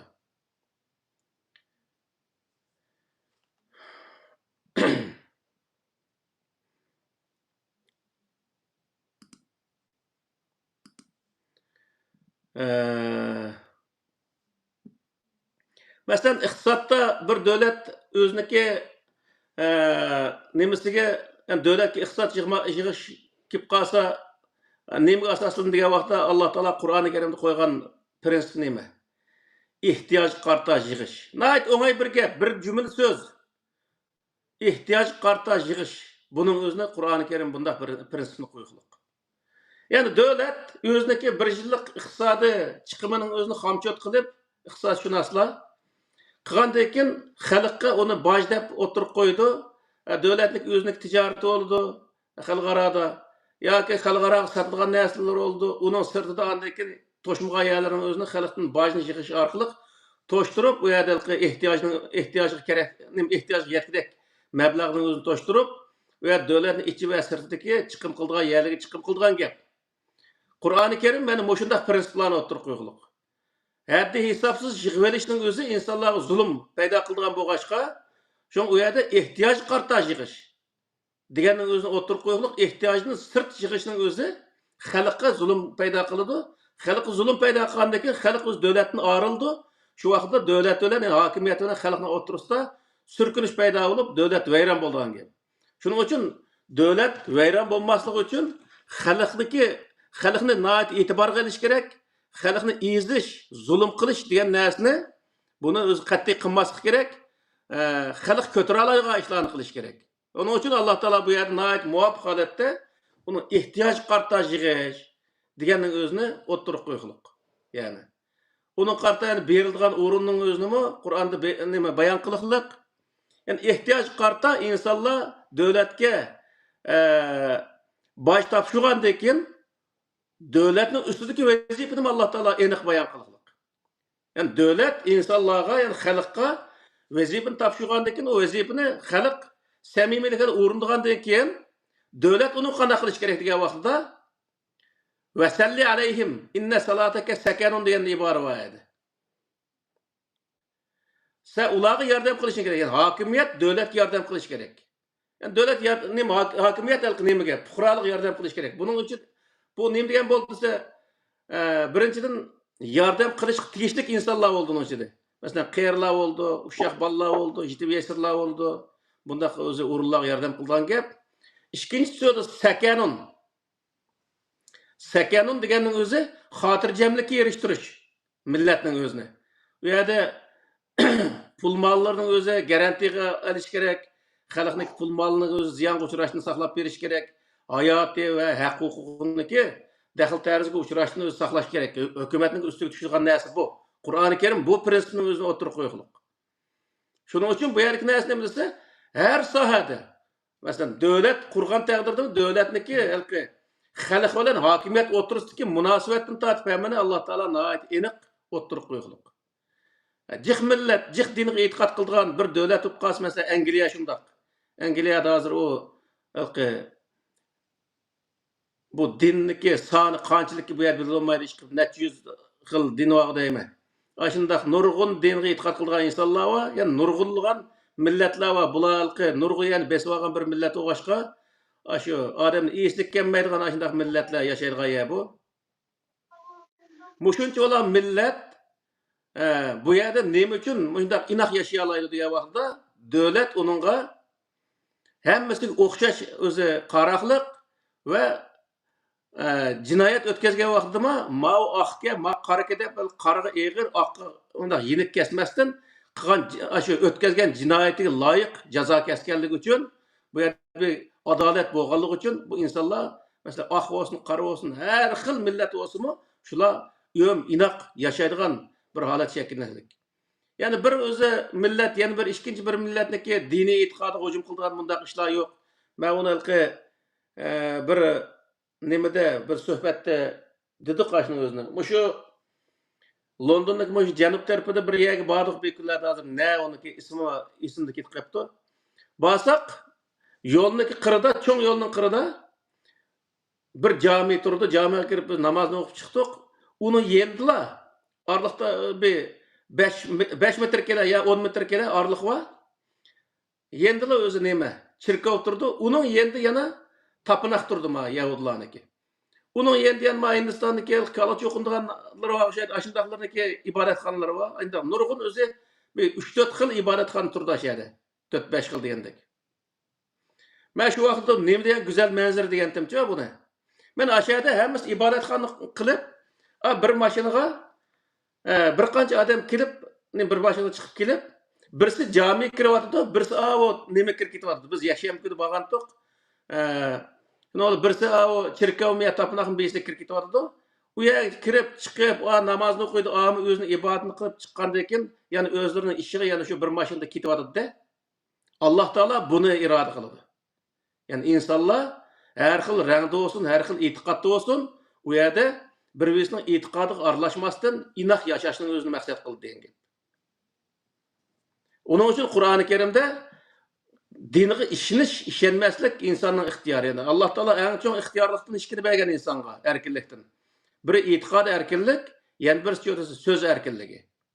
Yani fikr erkinligi. Yani e'tiqod erkinlik deganning o'zini har odam o'zi qaysi dinga e'tiqod qilaman desa, qaysi dinga kirim desa, u erkinlik o'zida deganlik gap. Ama erkinlikni bana beripti deb, ikkinchi yana bir dindik insonlarga besim ishiltishni Alloh taolo cheklaydi. Yani onun layıkra pidin deb sade Qur'oni Karimda onun o'sha oyatlar jiqqo. Wala tasubul lazina yad'un min dunillahi degan oyatlar bor, misol. Ashunga o'xshash o'zi oyatlar orqali Alloh taolo kirish ixtiyorligini beriklik, ammo uni so'zlash erkinligini beriklik. U dinining o'zini men mandaq savat, men to'g'ri andaq deb u dinni jamoat xalqqa so'zlasa, u o'zining ixtiyori. Lekin men so'zladim, ham sen mushunga kirishing kerak deb majburlagan vaqtida u odam jinoyat o'tkazgan bo'ldi. Shuning uchun bu dinda zo'rlash qolmaydi. Shu zo'rlashga yaqin bo'lgan vaqtda asha to'xtaydi inson. Faqat o dinniki o'z mohiyatini ochib insonlarga tushuntirish haqqi bor, ammo u narsaga o'tishga qat'iy o'zi o cheklandi Qur'oni Karimda. Fikr erkinlik deganning o'zidami tafakkur qilsa bo'ladi, fikr qilsa bo'ladi. Misolda nurg'unlagan narsani tafakkur qilib, uni to'g'ri narsani, to'g'ri yakunni chiqarishga bo'ladi. Uni xalqqa yetkazishga bo'ladi. Lekin men mushunchalar tafakkurni qildim, bu fikrning o'zini men mushundaq qilib, mush to'g'ri deb nima qilyapman? Sen mushuni qabul qilmadi. Sen nima uchun qabul qilmaysan deb ikkinchi bir odamni zo'rlashga bo'lmaydi. Ya'ni Qur'on bu qadar yana bir go'zal bir kitobki, buning ichida bunday prinsiplarni o'rgangandan keyin u o'zi uniki bir ilohiy kitob ekanligiga insonning ishonmay qolgan, unda hech qanday bir narsa qolmaydi yani. Bu qadar yana insonga ta'sir qiladigan, yana bir tarafdan hech bir zamonning cheklamasiga uchirmagan darajadagi shunday mukammal bir prinsipning o'zini o'tirib qo'yilgan yani. Bir şeyde bir sual tug'iladi. Bir şeyde bir sual tug'iladi deymi? Mesela o'tgandimi sordu bu Seyyid Ekrem Hacikimiz mi sordu bu sualni. Tamam, hozir biz shu Qur'onga da'vat qilyapmiz, Qur'on meselani hal qiladi deymiz. Ambiya nurg'ulg'an shu Qur'onga da'vat qilgan ustozlarnikimi fikrlarimi o'xshamaydigan chiqyapti. Buning sababi nima? deyapti. Hamda buning sababi nihoyat aniq. Bu nima degan vaqtda ba'zan fikrlarda nurg'un olimlarniki birga kela olganligi, yana birga kelib turib muzokara qilgan bo'lsa, o fikri bir yerdan chiqayotganligi, bu fikrniki shu mohiyati aniq shu birga yetganligini ifodalaydi. Yana nurg'un odamning fikrniki bir sohada tafakkur qilib nurg'unlari izlangan bo'lsa, o izlangan narsa bir yerdan chiqqan bo'lsa, demakki, u odam Qur'ondagi o narsani hammasi to'g'ri tushunganlikdan birga kelgan. Hamda o ba'zanlarniki birga kelamagan yerlarchi degan vaqtda ba'zanlari uni tiki yetgan bo'lsa, ba'zanlar tek yetish bosqichida ketayotganlar. Misolda bo'lganligi uchun u narsa o tiki yetib olmagan narsa tanqapalda bo'lgandan keyin u vaqtda o tiki yetib so'zlagan odamlar bilan uniki o'z nemasi o'xshash olmaydi. Uning uchun o yerdagi Mustafa Aslam o'g'lining bir so'zi bor. Hammamiz o'rganchi deydigancha. U nimani bildirdi desa, biz kichkina bir narsani bilib qolgan, hamma narsani bilib ketgan, butunlay bilib ketgan shaklda bundaq gap qilish bu bak to'g'ri ish emas. Ammo izlanib, eng yaxshisi olimlarning izlanib, eng o'zi chekiga yetgan vaqt men mushu deb shu o'zi jazm qilgan, butunlay kallatni o'tgan, amaliyotga ham uyg'un bo'lgan shunday bir holat kelgan vaqtida ondan jamoatga tabliq qilishi bu nihoyat yaxshi. Ammo hissiyotga tayanib turib, kichkina mushtaq o'xshaydi deb turib nima qilish, insonlarga o'zi yetkazish bu to'g'ri ish emas. Ya'ni mushu masala mushunga o'xshaydi deyish to'g'ri emas. Yo'q, o'xshaydi degan narsa bir yer kelgan vaqtda uni tabliq qilish, men shunaqa nima qilaman, u to'g'ri ish emas. Ammo uni undaq tik yetamagan vaqtda uni qo'yib qo'yish kerak, uni tadqiq qilish kerak. Eng tik yetgandan keyin to'xta, musha ekan bu eng tik degan vaqtda uni o'zini xalqqa yetkazsa, uningdagi fikr o'zgartirishga hojat qolmaydi. Misol bizim shu Qur'on Karimniki hammasi qonun degan bir zamonimiz bo'lgan, Qur'on qonun degan yer kelgan. Qarasa qonun desak, u masalan shu vaqtda biz qog'oz o'qiyotgan vaqtda uni necha dedim, shu nimaniki Jungoniki shu jinoiy ishlar qonuni, haq talab qonun deydigan, shu nima, siyosiy qonun deydigan, ya'ni asos qonun deydigan shunday 3-4 xil qonun borki, u jinoiy ishlar qonuni biroz qalin bo'ladiki, qolganlar ancha vaqt qalin emas. Ash qonunni o'qigan vaqtida unda qarasa Qur'oni Karim ashunga o'xshamaydi-ku. O'xshamagandan keyin to'xtatib, bu qonun mandaqga, masalan, u qonunni o'qigandan keyin odamga boshqa bir narsa paydo bo'lgan gap. Bu Qur'oni Karimda undaq narsa yo'q. Yo'q bo'lgandan keyin bu yerda qonun emas degan vaqti bu. hem siyaset değil desek, o siyaset hem yok onun da. İlim değil desek, o nurgun adamlar var. Vay bu matematik diye Kur'an'dan çıkan, nerede çıktı o Kur'an'dan desek, miras ne kadar 2'den biri, 3'ten biri, 4'ten biri diyen gap çıkıp kalsa, şu matematiknin hemisi aşidek aynı kıldım kıldıgan. Astronomiya mı şunda badaydı ki, asman halkı künül ayının özüne sözlep koysa, bütün astronomiya aşidek aynı ne kıldıgan adamlar var. Demek bu yerdeki ne mi diye vaxtda Kur'an-ı Kerim'de bize düşendiği vaxtında dedik. Kur'an-ı Kerim ilim fen kitibi emas, siyaset kitibi emas, kanun kitibi emas, ahlak kitibi emas. Yani hiç qanday özü bir yani tabiiy fen, ijtimoiy fenga doir hech qanday bir o'zi uning nemiz aloqasi bor kitob emas. Faqat mushu bütün ilim, bütün insoniyatga munosabatli narsalarning hammasigacha prinsip belgilagan kitob bu. Onun için bu yerde devatqınımız neymi degan vaqtda İslam dini itiqad, ibadet ve prensipten ibaret. Nayet addi mana shu vaqtda.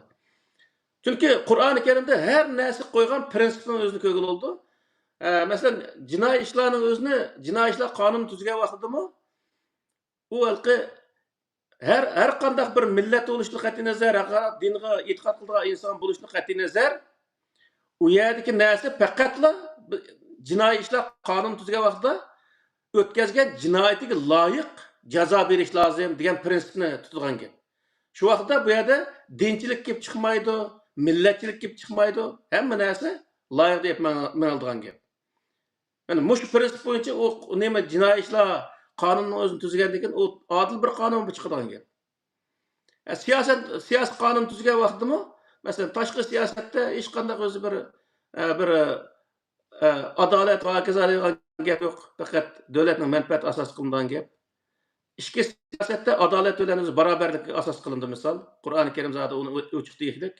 Degandan keyin bu yerdagi narsa nima degan vaqtda biz shu prinsip asosan ichki siyosatda adolat va barobarlik degandan keyin zaten adolat bo'lgan yerda barobarlik vujudga chiqqan gap.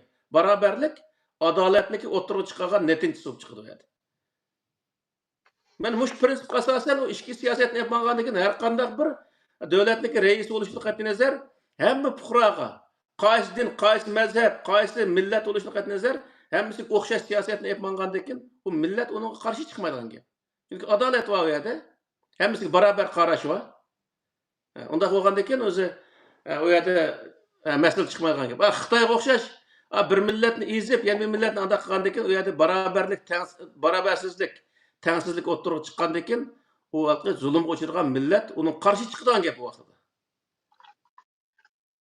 Shuning uchun u yerdagi Alloh taolo bu yerda hamma odam inson, o'rtaq bir inson, u yerda insonlik nuqtasidan muomala qilish lozim degan prinsip bo'lg'achqa, umumiy prinsip shu bo'lg'achqa, shu yerda umum prinsip asosan biz halqi masalani har qanday yerga kelgan vaqtda uning rangi ro'yiga, diniy e'tiqodiga erkak kishilikka qaramay, u yerdagi adolat, insonlik nuqtasidan qarab turib, adolat bilan o'zi muomala qilgan vaqtda hamma odam undan mamnun bo'ladi. Hech bir qarshi chiqadigan odam bo'lmaydigan gap bu nimaga. Alloh taoloniki maqsad qilayotgani mana bu, ya'ni. Yani shuning uchun bu yerda bu sohadami inshaalloh har bir to'liq yozib olmasakmi, to'liq o'zi o'tirib qo'yib olmasakmi, har bir masaladagi prinsiplarni kuchimizning yetishi o'tirib qo'yapmiz. Maxsus prinsip haqqa to'xtaladigan bir o'zi suhbatimiz bo'ladi inshaalloh oldimizda. Shu vaqtda ma'ni qo'ygan prinsip ma'u, siyosat qo'ygan, jamiyat qo'ygan prinsip ma'u, jinoyat qo'ygan prinsip ma'u, misolda muomala qo'ygan prinsip ma'u, oila qo'ygan prinsip ma'u, erga qo'ygan prinsip ma'u, ayol qo'ygan prinsip ma'u deb turib hammasining o'zini ayrim holatda inshaalloh o sohadan to'xtalamiz. Xudoyim bo'lsa. Allah razı olsun. Shuning uchun mana bu gapniki yig'indisi din bir millatning urf-odati emas. Bir millatniki o'zi til yezig'i emas. Bir millatniki o'zi nima deymiz uning o'zini? Yuqori nurg'un narsani bir miros emas. Ya'ni din miras emas, yoki ota bobomizdan kelgan bo'lsin, yoki boshqa millatdan miros qolgan narsa bo'lsin, bunday bir narsa emas. Qandan o'tadigan narsa emas, irsiy narsa emas, shundaqmi? Din payg'ambarlar va sahobalar qilgan ish emas. Bunu aniq bilib qo'yish kerak. Mana bu mollaning o'zi hamiz qarshi chiqayotgan shu payg'ambarga itoat qiling degan deb. Payg'ambar hayot vaqtidagi insonlarning o'zini itoat qiling deydi. Hozir o'lib ketgandan keyin Alloh taoloning risolatiga itoat qilgan gap. Ya'ni Qur'onga itoat qilgan gap. Nima uchun degan vaqtda payg'ambar Allohniki risolatiga itoat qilgan shu vaqtda. Uning uchun biz xiyonat qilmaganda hozirgilar xiyonat qilinglar. Allohning kitobini qo'yib turib, boshqa bir narsani unga sherik qilinglar. Undan keyin o sherikini qabul qilmayman desa, shuning bilan bu mushrik murtad deb, buni kallasi asoq bo'ladi deb fatvoni chiqarilgan shu. Ajoyib. To'g'ri. Shuningga bu yerdagi narsa ibodatmi? Bu yerdagi narsa payg'ambar ani qilibdi, sahoba ma'ni qilibdi emas. Masalan, shu ko'rayotgan odamlar nimani shu hadis kitobini ko'rib chiqsin. Bizning deydiganimiz. Shu hadis kitobining o'zida payg'ambar alayhisolamniki Musa alayhisolam anda qilibdi, Isa alayhisolam ani qilibdi, Ibrohim alayhisolam ma'ni qilibdi deb shu burun o'tgan payg'ambarlar haqidagi bo'lgan narsalarni so'zlagan bir atal rivoyat bormi misol? Yo'q hech qanday yerda. Bu nimani bildirdi desa, payg'ambarlarni hech birisi burun payg'ambarlar ani qilibdi, men shuni qilishim kerak degan yer yo'q. Alloh taolo qo'ygan shu prinsipning o'zini shu o'z yashayotgan zamon va makonda qandoq ijro qilish. Bunun ahamiyat veriklik. Bu yerda biz bilib olamizki, bizning ahamiyat vergan narsamiz nima degan vaqtda payg'ambar ahamiyat vergan shu prinsiplarga biz shu hozirgi zamonda qanday amal qila olamiz. Qanday eng yaxshi shaklda buni vujudga chiqara olamiz. Mana mushuning o'zini biz o'ylasaqla, mushuning ustida to'xtalsaqla, biz dinimizni to'g'ri tushuna olamiz degan gap. Xo'sh.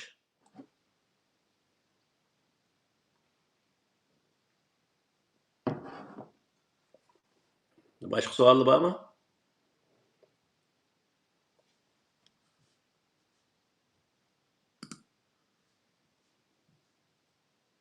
Alo.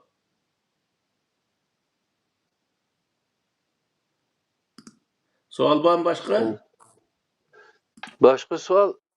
Ahmetcan kardeşimizga geldi mi ki?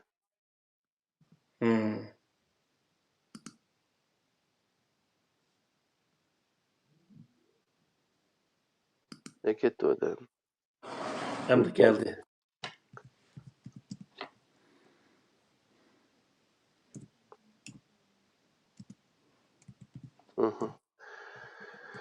Men bayatdagi gaplarga bir yerga bir qo'shiq solsam bo'lamdi. Bo'ldi. Mushonaqa ideologiya degan gap, hamda ideologiya asosan insonlar nima qilgan? İnsanlar o'zlari o'rtaga qo'ygan narsa emasmi keyinchi? Orada bir ideologiya, masalan, kommunizm, sosyalizm, o bu degan ideologiyachi.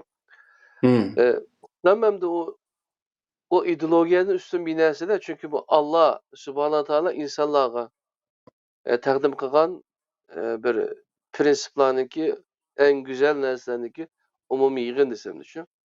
Shu jihatda biraz men to'g'ri bo'lmay qolarmi degan bir nimaga kelib qoldim endi qoldisi. Ya onun biz ideologiya deyishimizda ilohiy ideologiya deyapmiz buncha.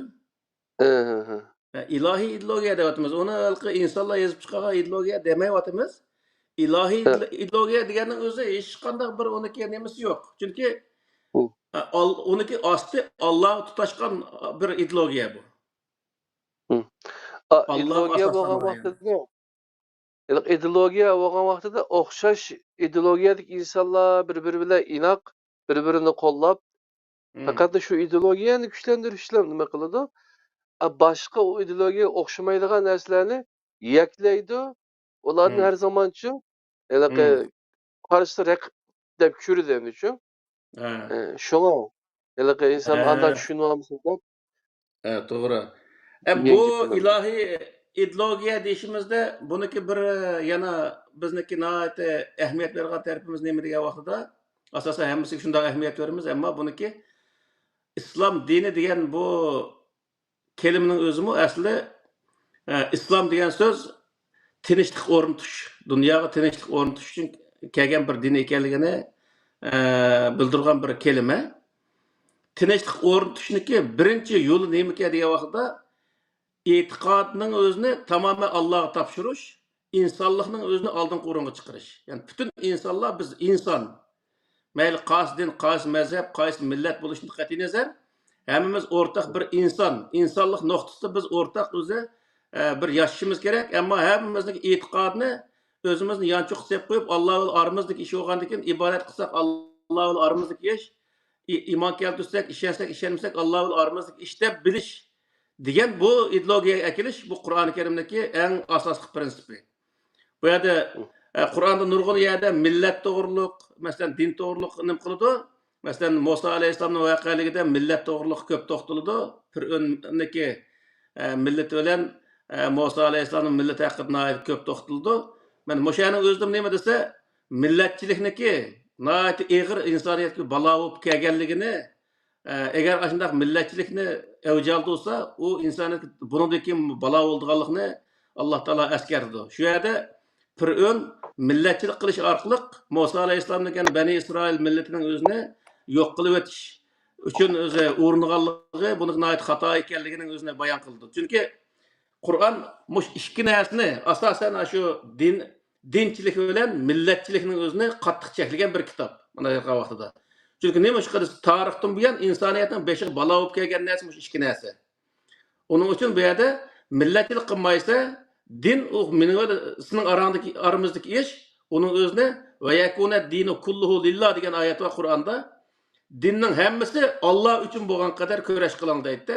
U nima degan bo'ldi desa, hech bir inson, yan bir insonga men falan dinda, sen ma falan din degansa, sen o'zi o boshqa dinda bo'lganliging uchun sen mening dushmanim deydigan bundaq bir kelime çıkmagan kadar kurash qiling deydi Alloh taolo. Demak, hozir Yevropada bu narsa biroz umlashgan bir vaziyat bor deb o'ylaymiz, ham bak 100% bo'lmasmi ko'p o'z nemisida. Ammo Qur'onniki nemisi shu. Payg'ambar alayhisalom zamonasida misol Abu Sufyan deymiz, shu Yahudlar deymiz, nemidiki Madinada yashagan ko'pinchilari misol nemidiki Xaybarning Yahudlari qarshi chiqqan Bani Qurayza bilan qolganlari qarshi chiqmay 7-8 dak qabila qolgan 5-6 o'zi qarshi chiqmoqlik ashlar oxirgichilik birga yashashdi. Bu nima deb bildirdi desa, sen qaysi dinda bo'lsang bo'l, qaysi mazhabda bo'lsang bo'l, qaysi millat bo'lsang bo'l, biz insonlikni e'tirof qilishimiz lozim, insonlikda birga kelishimiz lozim, insonlikda birga yashashimiz lozim. Biz bir inson biz. Deylik hem de Peygamber Aleyhisselam'daki bir ravayetim var, Peygamber Aleyhisselam'a nispet verilgen, rast olsun, yalgan olsun ama onunki mezmunu doğru deyip qarayım ben. Mekke Fetih vaxtida sözün ahırısında hemimiz Adem balları. Adem laydan yaratılgan deydi de. Gapning ahırısı şeyginim kıldı. Bu nemini bildirdiyse hemimiz özü Adem Aleyhisselam balları, hemimiz bir atı bir andan tuğulgan özü vaxtida. Adem Aleyhisselam laydan yaratılgan. Onun için biz bu yerde akı olsun, karı olsun zaten hemimiz bir atı bir andan balları. Biz insanlık noktasında hemimiz okşaş bir insanlar dep ayetki hizmet bergen vaxtida başka bir Araplardan çıkışı mümkündü. Bilal'ın özüge meşinin üstüde azan ettiğin vazifini aşılan bir yerlik misal. Onun da o avaz bek yaxşı çıkardı dep her xil gapni qildi. Avazı onun da yaxşı çıktığı insanlar bade. Lekin aşında xalqi millet tanlamay turib, ona o'zi vazifa beriklik, mesela din tanlamay turib Peygamber Aleyhisselam Mekke'den Medine'ye hicret qilgan vaqtida eng oddiysi o'zi yo'l boshlagan bir mushrikning o'zini yo'lboshchi qiliqlik, Taif qolgan vaqtida o'ziga kepil bo'lib kirgan qarta bir odam bir mushrikning o'zini chaqatib o'zi kepil qilib kiriklik. Bu narsaning o'zi nima degan vaqtda Peygamber Aleyhisselam dini itiqat Allah bilan insonning o'rtasidagi ish deganning o'zini to'g'ri tushungan payg'ambar bo'lgandan keyin ham o'zi shu holatda muomala qilgan. ishning ahli bilan muomala qilganda Hikmet bilan. musulmonga bu musulmon bo'lganligi uchun man ishni mushunga beray demasdan ishni kim bilsa shunga berish kerak degan gapda bu. To'g'ri. Aşağılıqı Qur'onni va hikmatni degandika hikmat qismini asosan boshqa narsalar bilan g'aldig'ash aralashtirib yo'q qilib o'tag'likanda. Qur'ondan hukm chiqarish bir nimasi bo'ladi uchu. O to'g'ri hukmni chiqarishchi. Aşı Qur'on borligi qo'limizda uni to'g'ri hukm chiqarolmaydigan holat kelib qoladi. Hozir sizlar dal davatqanlari aş to'g'ri hukmni shu prinsiplar asosida chiqarish. Bizim yo'q qo'ygan narsamiz shu. Bo'lmasa Qur'onda unda jiq hukm yo'q. Bu yig'ib kelsak bir 30-40 ta 50 ta yetmay bilmaymiz. Onu yig'ib ko'rmadik. Hem onun sırtı degan misal odatda zinaxo'ga jazo bor. Hamda bosqinchiga. Qur'onda uningga aniq bir jazo bekitgan yeri yo'q. O'g'irga jazo bor, bulonchiga jazo bormi? Oshni qo'sh nurg'un narsalar, masalan, aroq kashga jazo yo'q. Misal o nima aroqxona ochgan odamlar uchun uningga yo'q. Buning hammasini nerdan chiqaramiz degan Qur'oni Karimda oshni munosabatli prinsip bor. Şu prinsipga asosan uning o'zi jazo, ya'ni qonun chiqarilgan gap, shu qonun bo'yicha uning o'zini ijro qiladigan gap misol. Innama Qur'onda bir oyat bor.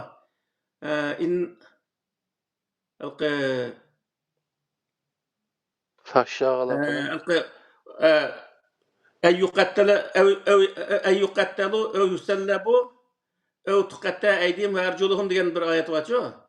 إنما جزاء الذين يحاربون الله ورسوله ويفسدون في الأرض degan shu bir oyat bor. Ana shu oyatning o'zida shu prinsipni o'tirib qo'ydi. Demak, bu oyat narsa nima degan vaqtda jinoyat o'tkazgan jinoyatga loyiq jazo berish kerak degandiklar bu ishning hammasi asosan putidi. O'g'irga bergan jazo olgan bo'lsa, bularchi uning og'ir jazo jinoyat o'tkazgandan keyin uning bergan jazoni o'tkazgan jinoyatni jing'a solib, uning qarta jazoni bekitadigan gap. Bu narsa bu yani. Yani o Qur'oni Karim nurg'un odamlar so'zlayapti. Qur'oni Karimda butunlay o'zi hamma narsaga hukm chiqara olmaydi. Hukm chiqaradigan prinsipni bilmaganligi uchun deyotgan narsa. O Qur'onni gunohlamay, sen o Qur'onni bilmaganligingni o'zing e'tirof qilishing kerak degan gap. Şu Qur'onni jiq tatlanib qilinglar desa, jiq ko'ring desa, onun üstündeki bu Qur'onga qilingan tafsirning o'zimi nayt Qur'onning o'zini vayron qilayotgan tafsirlar bor bu yerchi. O Qur'ondagi mazmunni bilgisiz holatga akayotgan tafsirlar bor. Unda qo'ygandan keyin ash tafsirni o'qigan mollalar hech bir zaman o tafsirdan chetga chiqarmoqlik. Odatda tafsir hamma narsani cho'rib tashib o'tib, Qur'onning matnisini qarasa bir mazgil jedallashgandan keyin uning o'zini bila oladi odatda.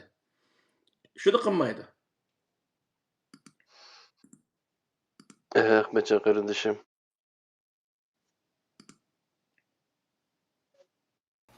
Assalomu alaykum.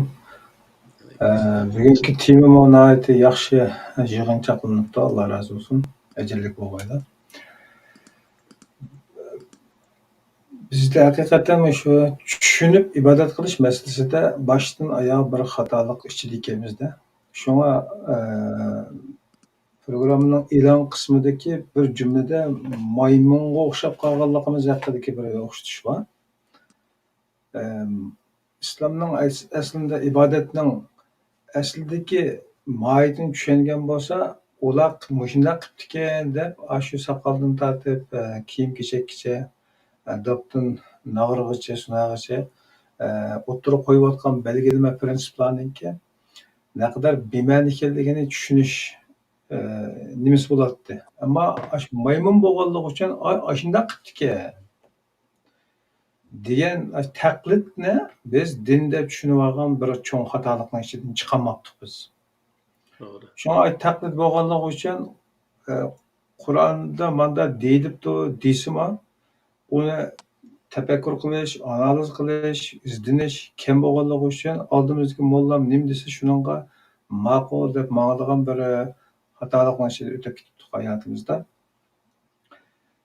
Oldin qismning oxirgi bölgüde qisqacha bir nima deb ibora qilib o'tib ketdik. nurg'un narsalarda shaklga eslaganligimizning dalilidan birisi nima desa,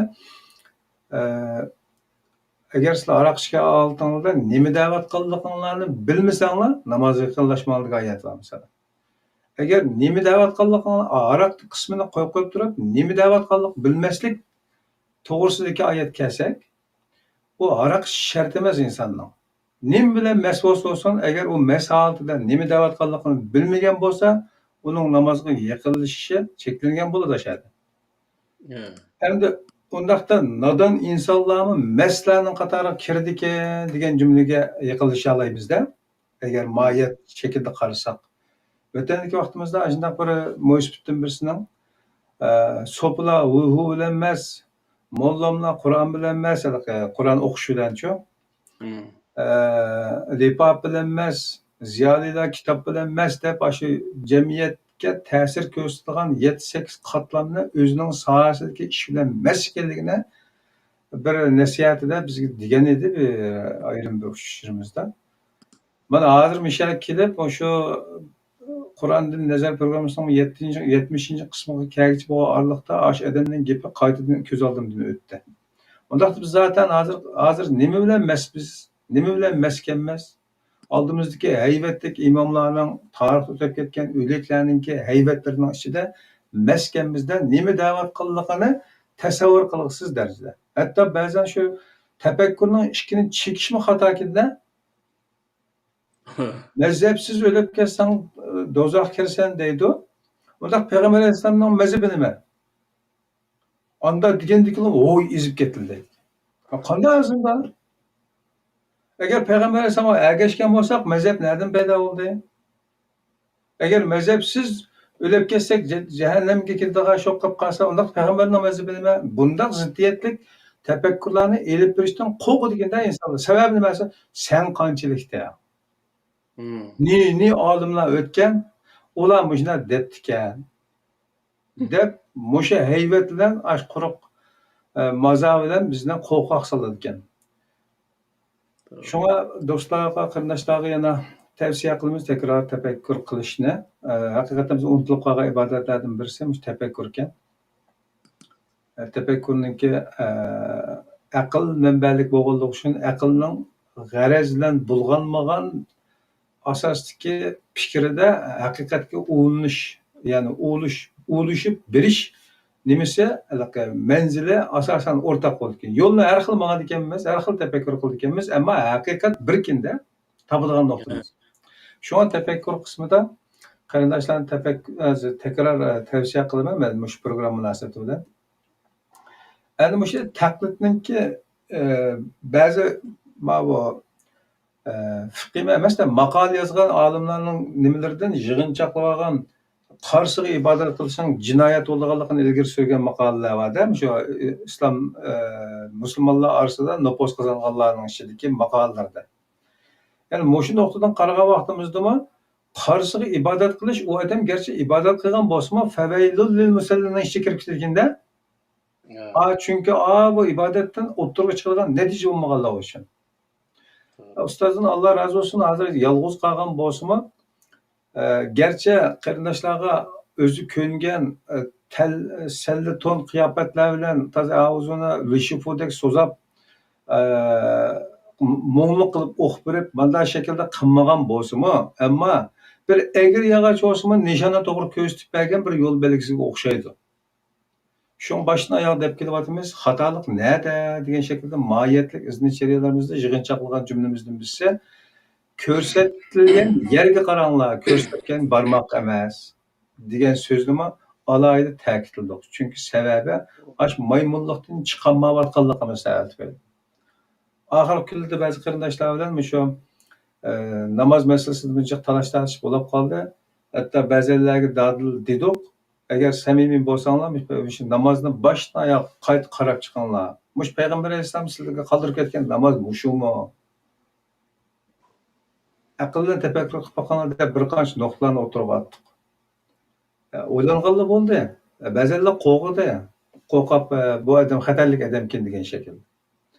Endi u bosqichlardan o'tib ketdi qarindoshlar. Hozir endi biz saqlaylik desak vatanimiz bağlışıp yaşayalım desek halkımız, bile bir cem bulaylı desek ailemiz, hiç dememiz kalmadıdır bizde. Bunda bir avval aslında aldığımızdaki yolun fakat ve fakat Allah gösterken yol boyunca bulduğalıqını qaytadan emmeyden bir ögünüp çıkışımız gerekken. Endi boşuma taklitçilikni yığıştırıp ötüp siyasetten tartip hem iştibaçı bu taklitçilik. O siyasettem şundaq, Tibetli mındaq qıptı. Andaq qıptı, mamandaq qıptı ketaverimiz. Onun içindeki meseleni qandaq hal qildi? Asli moya tarafı bu. Bo'lib shunda Ruşen dadil o'tirib qo'yilgan fikrdan birisi şu zakat meselesinde ben şunda cık oylandım, acayip Xudoyim beribdi ekan bu Kerim ustozga bu tefekkürni dedim. Yani çıkımga asasen masraf qilish, sarf qilish. Peygamber Aleyhisselam'ın zamanında şu çağdaki insanların ihtiyacı şunçalik bo'lganligi uchun 40'dan biri chiqqanligini, bugünkü dünyanın ihtiyacı boyunca eğer zakatda tizimlikka ilingan 8 turli kishininki jamiyatimizdagi vezni ihtiyacı qatorliqlardan hisoblab chiqib, bu yil bizga manchilik chiqim bo'lishi kerak ekan, oldimizda manda hal qilish tegishli masalalar bor ekan degan xazinadan chiqqan xulosaga qarab turib, kirim qilgan insonlarga shuni e'lon qilganligini ajoyib bir aqliga egilib bo'lgan insonlar bo'lsa qaytadan tafakkur qilib baxsa bo'ldi. Men esa savol so'rasam bo'ladi, ammo savolni bekerek g'idiqlash zurriyatini tuyuldi. Şuna tushunchalarimni biraz o'rtoqlashib qo'ydim. İslam zaten nimike degan narsaga qaytadan qaragan vaqtimizda ben musulmonning bolasi bo'lganligim uchun kichkimizdan tortib Qur'on yodlab madrasalarda tiz cho'kib chiqqanligimiz uchun musulmon emas. Dinning asli mohiyatini tushunish, Payg'ambar alayhisolamning hayotini tushunish, misolan, qanday ijro qilganligini tushunish, Qur'onni tushunish, mushularni haqiqatan tushunib yetgan vaqtimizda qalbimizda bir do'q qolmay o'zimiz bilan Allah'ın arasında bir vasıta qolmagandek darajada bir tushunchaga hosil qilgan vaqtidagi endi musulmonlik salohiyatimiz yer bo'lgan ekanmiz. Shunga bu jihatda qarindoshlar tekrar tavsiya qilamiz. Darslarimizda albatta shu boshdan oyoq har programmada eng az bir qancha nuqtalarda ajoyib davr bo'lgich xarakterda masalalarni o'tirib qo'yadi ustoz. Buni shu sal sabr bilan, ixlos bilan tafsili anglasanglar aziz qarindoshlar, cho'qim haqiqatni topa olasizlar. O'sha nimada Germaniyada bir ağaynimiz öz vaqtida shu 5-6 yil oldimki, Germaniyaga borsam bir nimaga bir ish hamda bir andaq nimada ishlaydi ekan, bu bibliotekda, kitobxonada. Ishlaydi ekan, shu aşağı ketyapti bir ayol bir somkani ko'tarib, shu tepaga chiqolmay, palampay bilan shundaq turayotgan vaqtga to'g'ri kelib qolibdi. Shuni odam o'z somkasini ko'tarib tepaga chiqib berib, keyin qisa poyezd ketib qoldi. Shuni ikkinchi poyezdga chiqib borsa 5 minut kechikib qolibdi. Kechikib qolgandan keyin ham o Yevropa nemisida 5 minut kechikib qolsak, bundaq qilsang bo'lmaydi deydi endi. U yerda bundaq qilsang bo'lmaydi degandan keyin o o'ziniki endi yaxshi ish qilganligini, yordam qilib yaxshi ish qilganligini debdi-da. Men bundaq bir ayol bundaq somkasini ko'tarolmay qiynalib qolibdi ekan, men uni tepaga chiqib berib tushkichilik orliqda bundaq poyezd ketib qolib, kechikib qoldim degandan keyin, "Ha, sen yaxshi qilibsan, bo'pti" demdigida borgan qolgan gap endi. Degandan keyin shuni debdi-da. Nima ish qilding uni debdi. Adam, bibliotekniki nemisi. Nima ish qilding debdi-ki, Alloh taolo o'z yaxshi ish qiling degan, uning uchun qildim debdi-ki, Adam nima dedik? Sen Allah yaxshi ish qiling demasa, davomli yomon ish qiladingmi debdi-ku.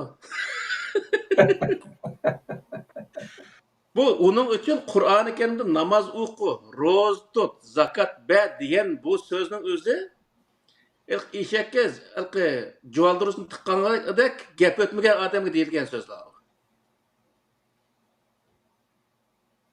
Allah Teala muştaq buyruptu, onun için kıldım diyen şekildeki mandak neyse, bu ilk gedenkeş deyimiz ki biz. Mandak adamga deyilgen sözler. Asli Qur'on-i Karim nima degan vaqtda sura Fatiha chiqdi. Alhamdulillahi robbil alamin degandek Allah. U Qur'ondagi narsa hech birisi mushundaq e'tirof qilishing kerak. Meni degan hech qanday narsa yo'q. Alloh to'g'riliq. U yerdagi narsa faqat e'tirof. Anaqa men mushundaq tunishim kerak deb buyruq qo'ygan bir narsa yo'q. buyruq vermey durup fakat itiraf kıldıgan bir hulasa o yazılık. Mesela bütün kainat yaratkan Allah. Biz zadi ibadet kılış kes, aşının ibadet kılışımız gerek diyen bir o kallık manda okup gelgen gepte. Şu vakit namaz diyor diye vakti bayıtım ben degenim şu. Bu şunçola kainat yaratkan şunda bizni yaratkan bizge iş kılıp sanat tügütüp olamaydı. Kur'an-ı Kerim'de şunu deyiklik. Allah Teala'nın nimetini sanamakçı olsan her sanat tügütüp olamayız deyiklik. Şunda kudretleri her nesinin özüne biz sanığa vakti hiçbir zaman sanat tügütüp olamayız misal. Muşunda olgan bir zat bolgandeken biz tabii halde onunla öz ihtiyarlığımız bilen onu ibadet kılışımız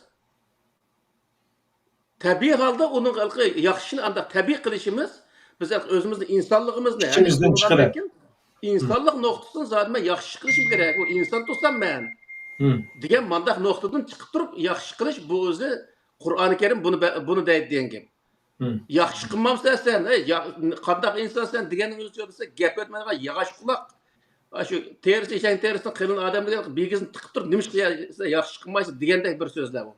Aslında insan bolgandan bir adam haqiqi insan degan vaqtda u yana bir adam qiynalmas tabiiy holda unga yordam qilish kerak u odam. Uni hech bir inson shikoyat qilmaslik kerak, uni qarshisida hech narsa tamoq qilmaslik kerak. Bu odam o'zligi insonligini namoyon qilib ketadi. Buning uchun bir rivoyat bor, mayli u nim bo'lishlik qat'iy nazar, payg'ambar alayhissalom manga yo'lda bir odam vaqtdan o'zi biroz vaqtdan keyin mangsa, ma yo'lda payg'ambar alayhissalom menibdi deb bilatdi desa, bir qism ashuna shariatga odam qana qildi. Payg'ambar alayhissalom shundoq bir esil bir purg'iyotdi, shu puroq kelib qoldi ekan, uni aqsmagan odam shu puroqni manada payg'ambar alayhissalom menibdi deb ayndaq bilatdi deydi, ayndaq gapni qildi-da. Undaq emas. U yerda shu rivoyatning o'zida bor. İmatatul aza ani tariq degan bir ibora bor. Shu rivoyatda. Ve adnaha imatatul aza ani tariq degan ibora bor. İmanın en tövünü yolda insanlara zarar berdiğen nesler olsa onu yolun kenarına taşlık etiş. Bu imanın en töven derecesi deydi. Peygamber boğan kişi yolda manga vaxtda yolda insanlara putlaşılan nesini yolun kenarına çıkarıp etip andak mangandaki ayağa qarab ma peygamber ise mevcut deydiğen gibi aydı. Peygamber özündeki bir insanlığının özüne ayrı adak kitip atkanlığını gösterdi. Bu nemini bildirdiyse insan yolda manga vaxtda mı adette kıldığa vazifa degan gap. Men inson bo'lsam, boshqa insonlik kelib mayma putishib kelsa bo'lmaydi degan bir narsa kallamiz bo'lish kerak degan gap. Ya'ni Qur'on insonni u qadar bir mukammal bir inson bo'lishga chaqirdiki, u inson uni qilgan vaqtda hech bir zaman mushu ishni qilsam Alloh rozi bo'ladi, Alloh savob beradi deganni u esiga keltirmaydigan gap. Men inson bo'lgandan keyin mushundaq to'g'ri ish qilishim kerak deb qilaverdi. To'g'ri ish qilgan odamga Alloh savob beradi. Alloh rozi bo'ladi odamdan. Sen birinci işini doğru kılırsan o yerde, hiç neyse tutmaysa işini doğru kılışını bilişin gerek. Çünkü bunu ötkendeki ne bildim dedik, hiçbir zaman insan Allah rızalığını, sevabını, cennet girişini, cehennemden kurtuluşunu birinci orana çıkarmaması gerek. İşini doğru kılışını birinci orana çıkarış gerek. Doğru insan buluşunu özünü birinci orana çıkarış gerek. O adam doğru insan boğan vaxtda işini doğru kıldı, doğru işini kılgan adamdan Allah razı oldu. Allah razı olgan adam cennet girmeye ne vardı? Şoňalky bu namaz okuganlygym meniki içim sıkılıp ketgen ýeri şu. Okuýdygan namazyň 2 rekat, 2 minut içinde okup bolsa 1 saat dua kılıp Hudaňy 5 agyrdy da bu insanlar. Any we many we seniň diýen 2 rekat namazyň okup bergen bolsam men sana sen özüň nimişki bermeýse dep Hudaňy ýakşy gysyldygan gepde.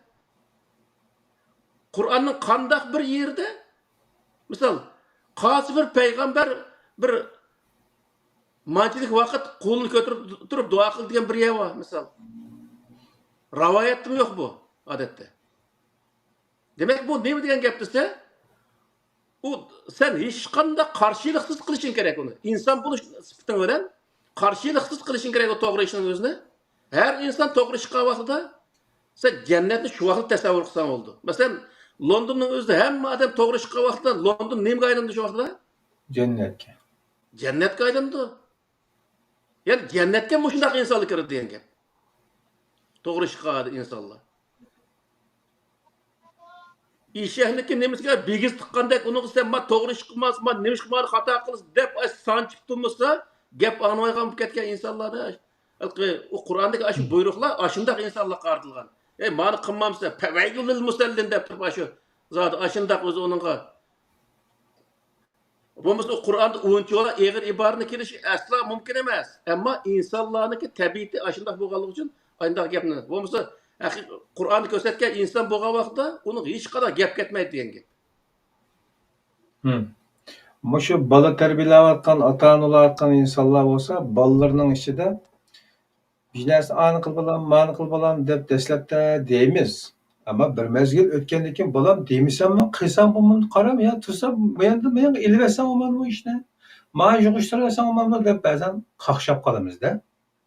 Asli aşağıda bola shuni ko'rgandan keyin to'xtab turib, men manda bo'lganlik uchun manda qilishim kerak degan narsani anqira oladigan saviyaga yetgan chog'da bola andan biz rozi bo'lgan bolaga aylandikinda. Albatta. Shuni masalani o balaga a ishni qil, ma ishni qil deganni buyruqni o'g'itish emas, u narsa. U narsaning ahamiyatini o'g'itish lozim.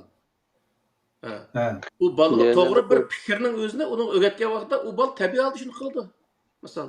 Hozir endi biz asosliqi rivoyat ekoli, bu rivoyat asos qilgan din, Qur'on asos qilmay.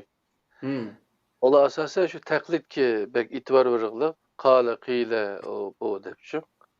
Tadbiq, yani sizlar degan prinsiplarni tadbiqlash. Bu tadbiq ekoli asosliqi shuningdan bir nima chiqarib, uni qanday tadbiqlashni o'zining yashayotgan jamiyatiga 99% bilmaydi bizning mo'lilchi. Onda sen bek olim bo'lib ketdingmi deydi. Bizning bu ishni qo'lga keltirish uchun tirishqanman dedim-ku. 35-40 yilga yaqin bo'lib qoldi hozir. Bu qadar yana bizni oldimizda shundaq nurqi meniki jiq yerlarimning o'zi shu fiqh kitoblarni misol aysay bu nima Hidoy Sharvaqayniki olimlari bor-ku. Ash olimlardan o'zi jiq narsa o'rgangan yerim bo'ldi. Imom Shofiy, Abu Hanifa deymiz. Ash insonlar shu vaqtda shundaq prinsipga asosan andaq qilqi ba'zi xato bo'lsa inson bo'lishi bilan xatolik bo'ladi. Ammo ashuni tadqiqlash orqali hukm chiqarish ashad bo'lganda. Demak, ashlar prinsipni bilgan. O fiqh, usul fiqhini o'qigan insonlar prinsipni o'rganish lozim edi. To'g'ri. Usul fiqhini hammasi prinsip o'rgatadi asosan. Shu prinsipni o'qib turib, uni hech qanday ishlatolmaydi. Nima uchun desa, o tayyani o'zini payg'ambar aniqqan, sahob maniqqan deb hikoya o'qib berishni yaxshi ko'rib bu haq. Maslahat qilish emas bularning maqsadi, hikoya o'qib berdi dunyoda. To'g'ri.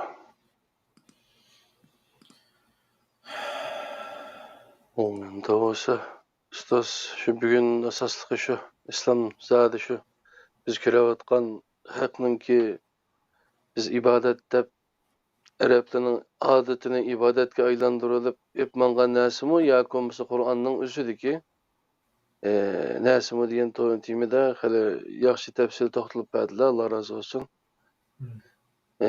Başka bir savollama yo'q o'xshaydi qaraganda. Bo'ldi, boshlaydi. Mahmud bir qarindishimiz assalomu alaykum, Alloh rozi bo'lsin. Bek yaxshi ketyapti debdi. Alloh bu qarindishimizni rozi bo'lsin.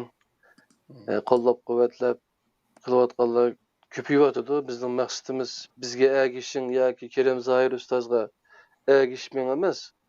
Shu ko'rsatayotgan Qur'oni Karimga ergishib shundan prinsipni chiqarib taqlid emas, tadbiqni asosliqi tadbiqlashni, o'rganishni maqsad qilyapmiz. Qadrli qarindoshlar, o'zimizga nima to'plash niyatimizmi yo'q. Hech qachon bo'lib boqmadi. Hatta ayrılıp kılıvattığımız yüzümüzün yakınlarından muş istiqalimizden.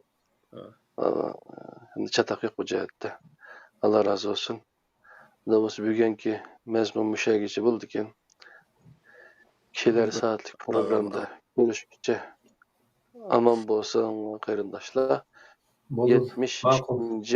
sanımızda görüşükçe. Sizlarga rahmat. Menda bir sorun hazırlaganlar için.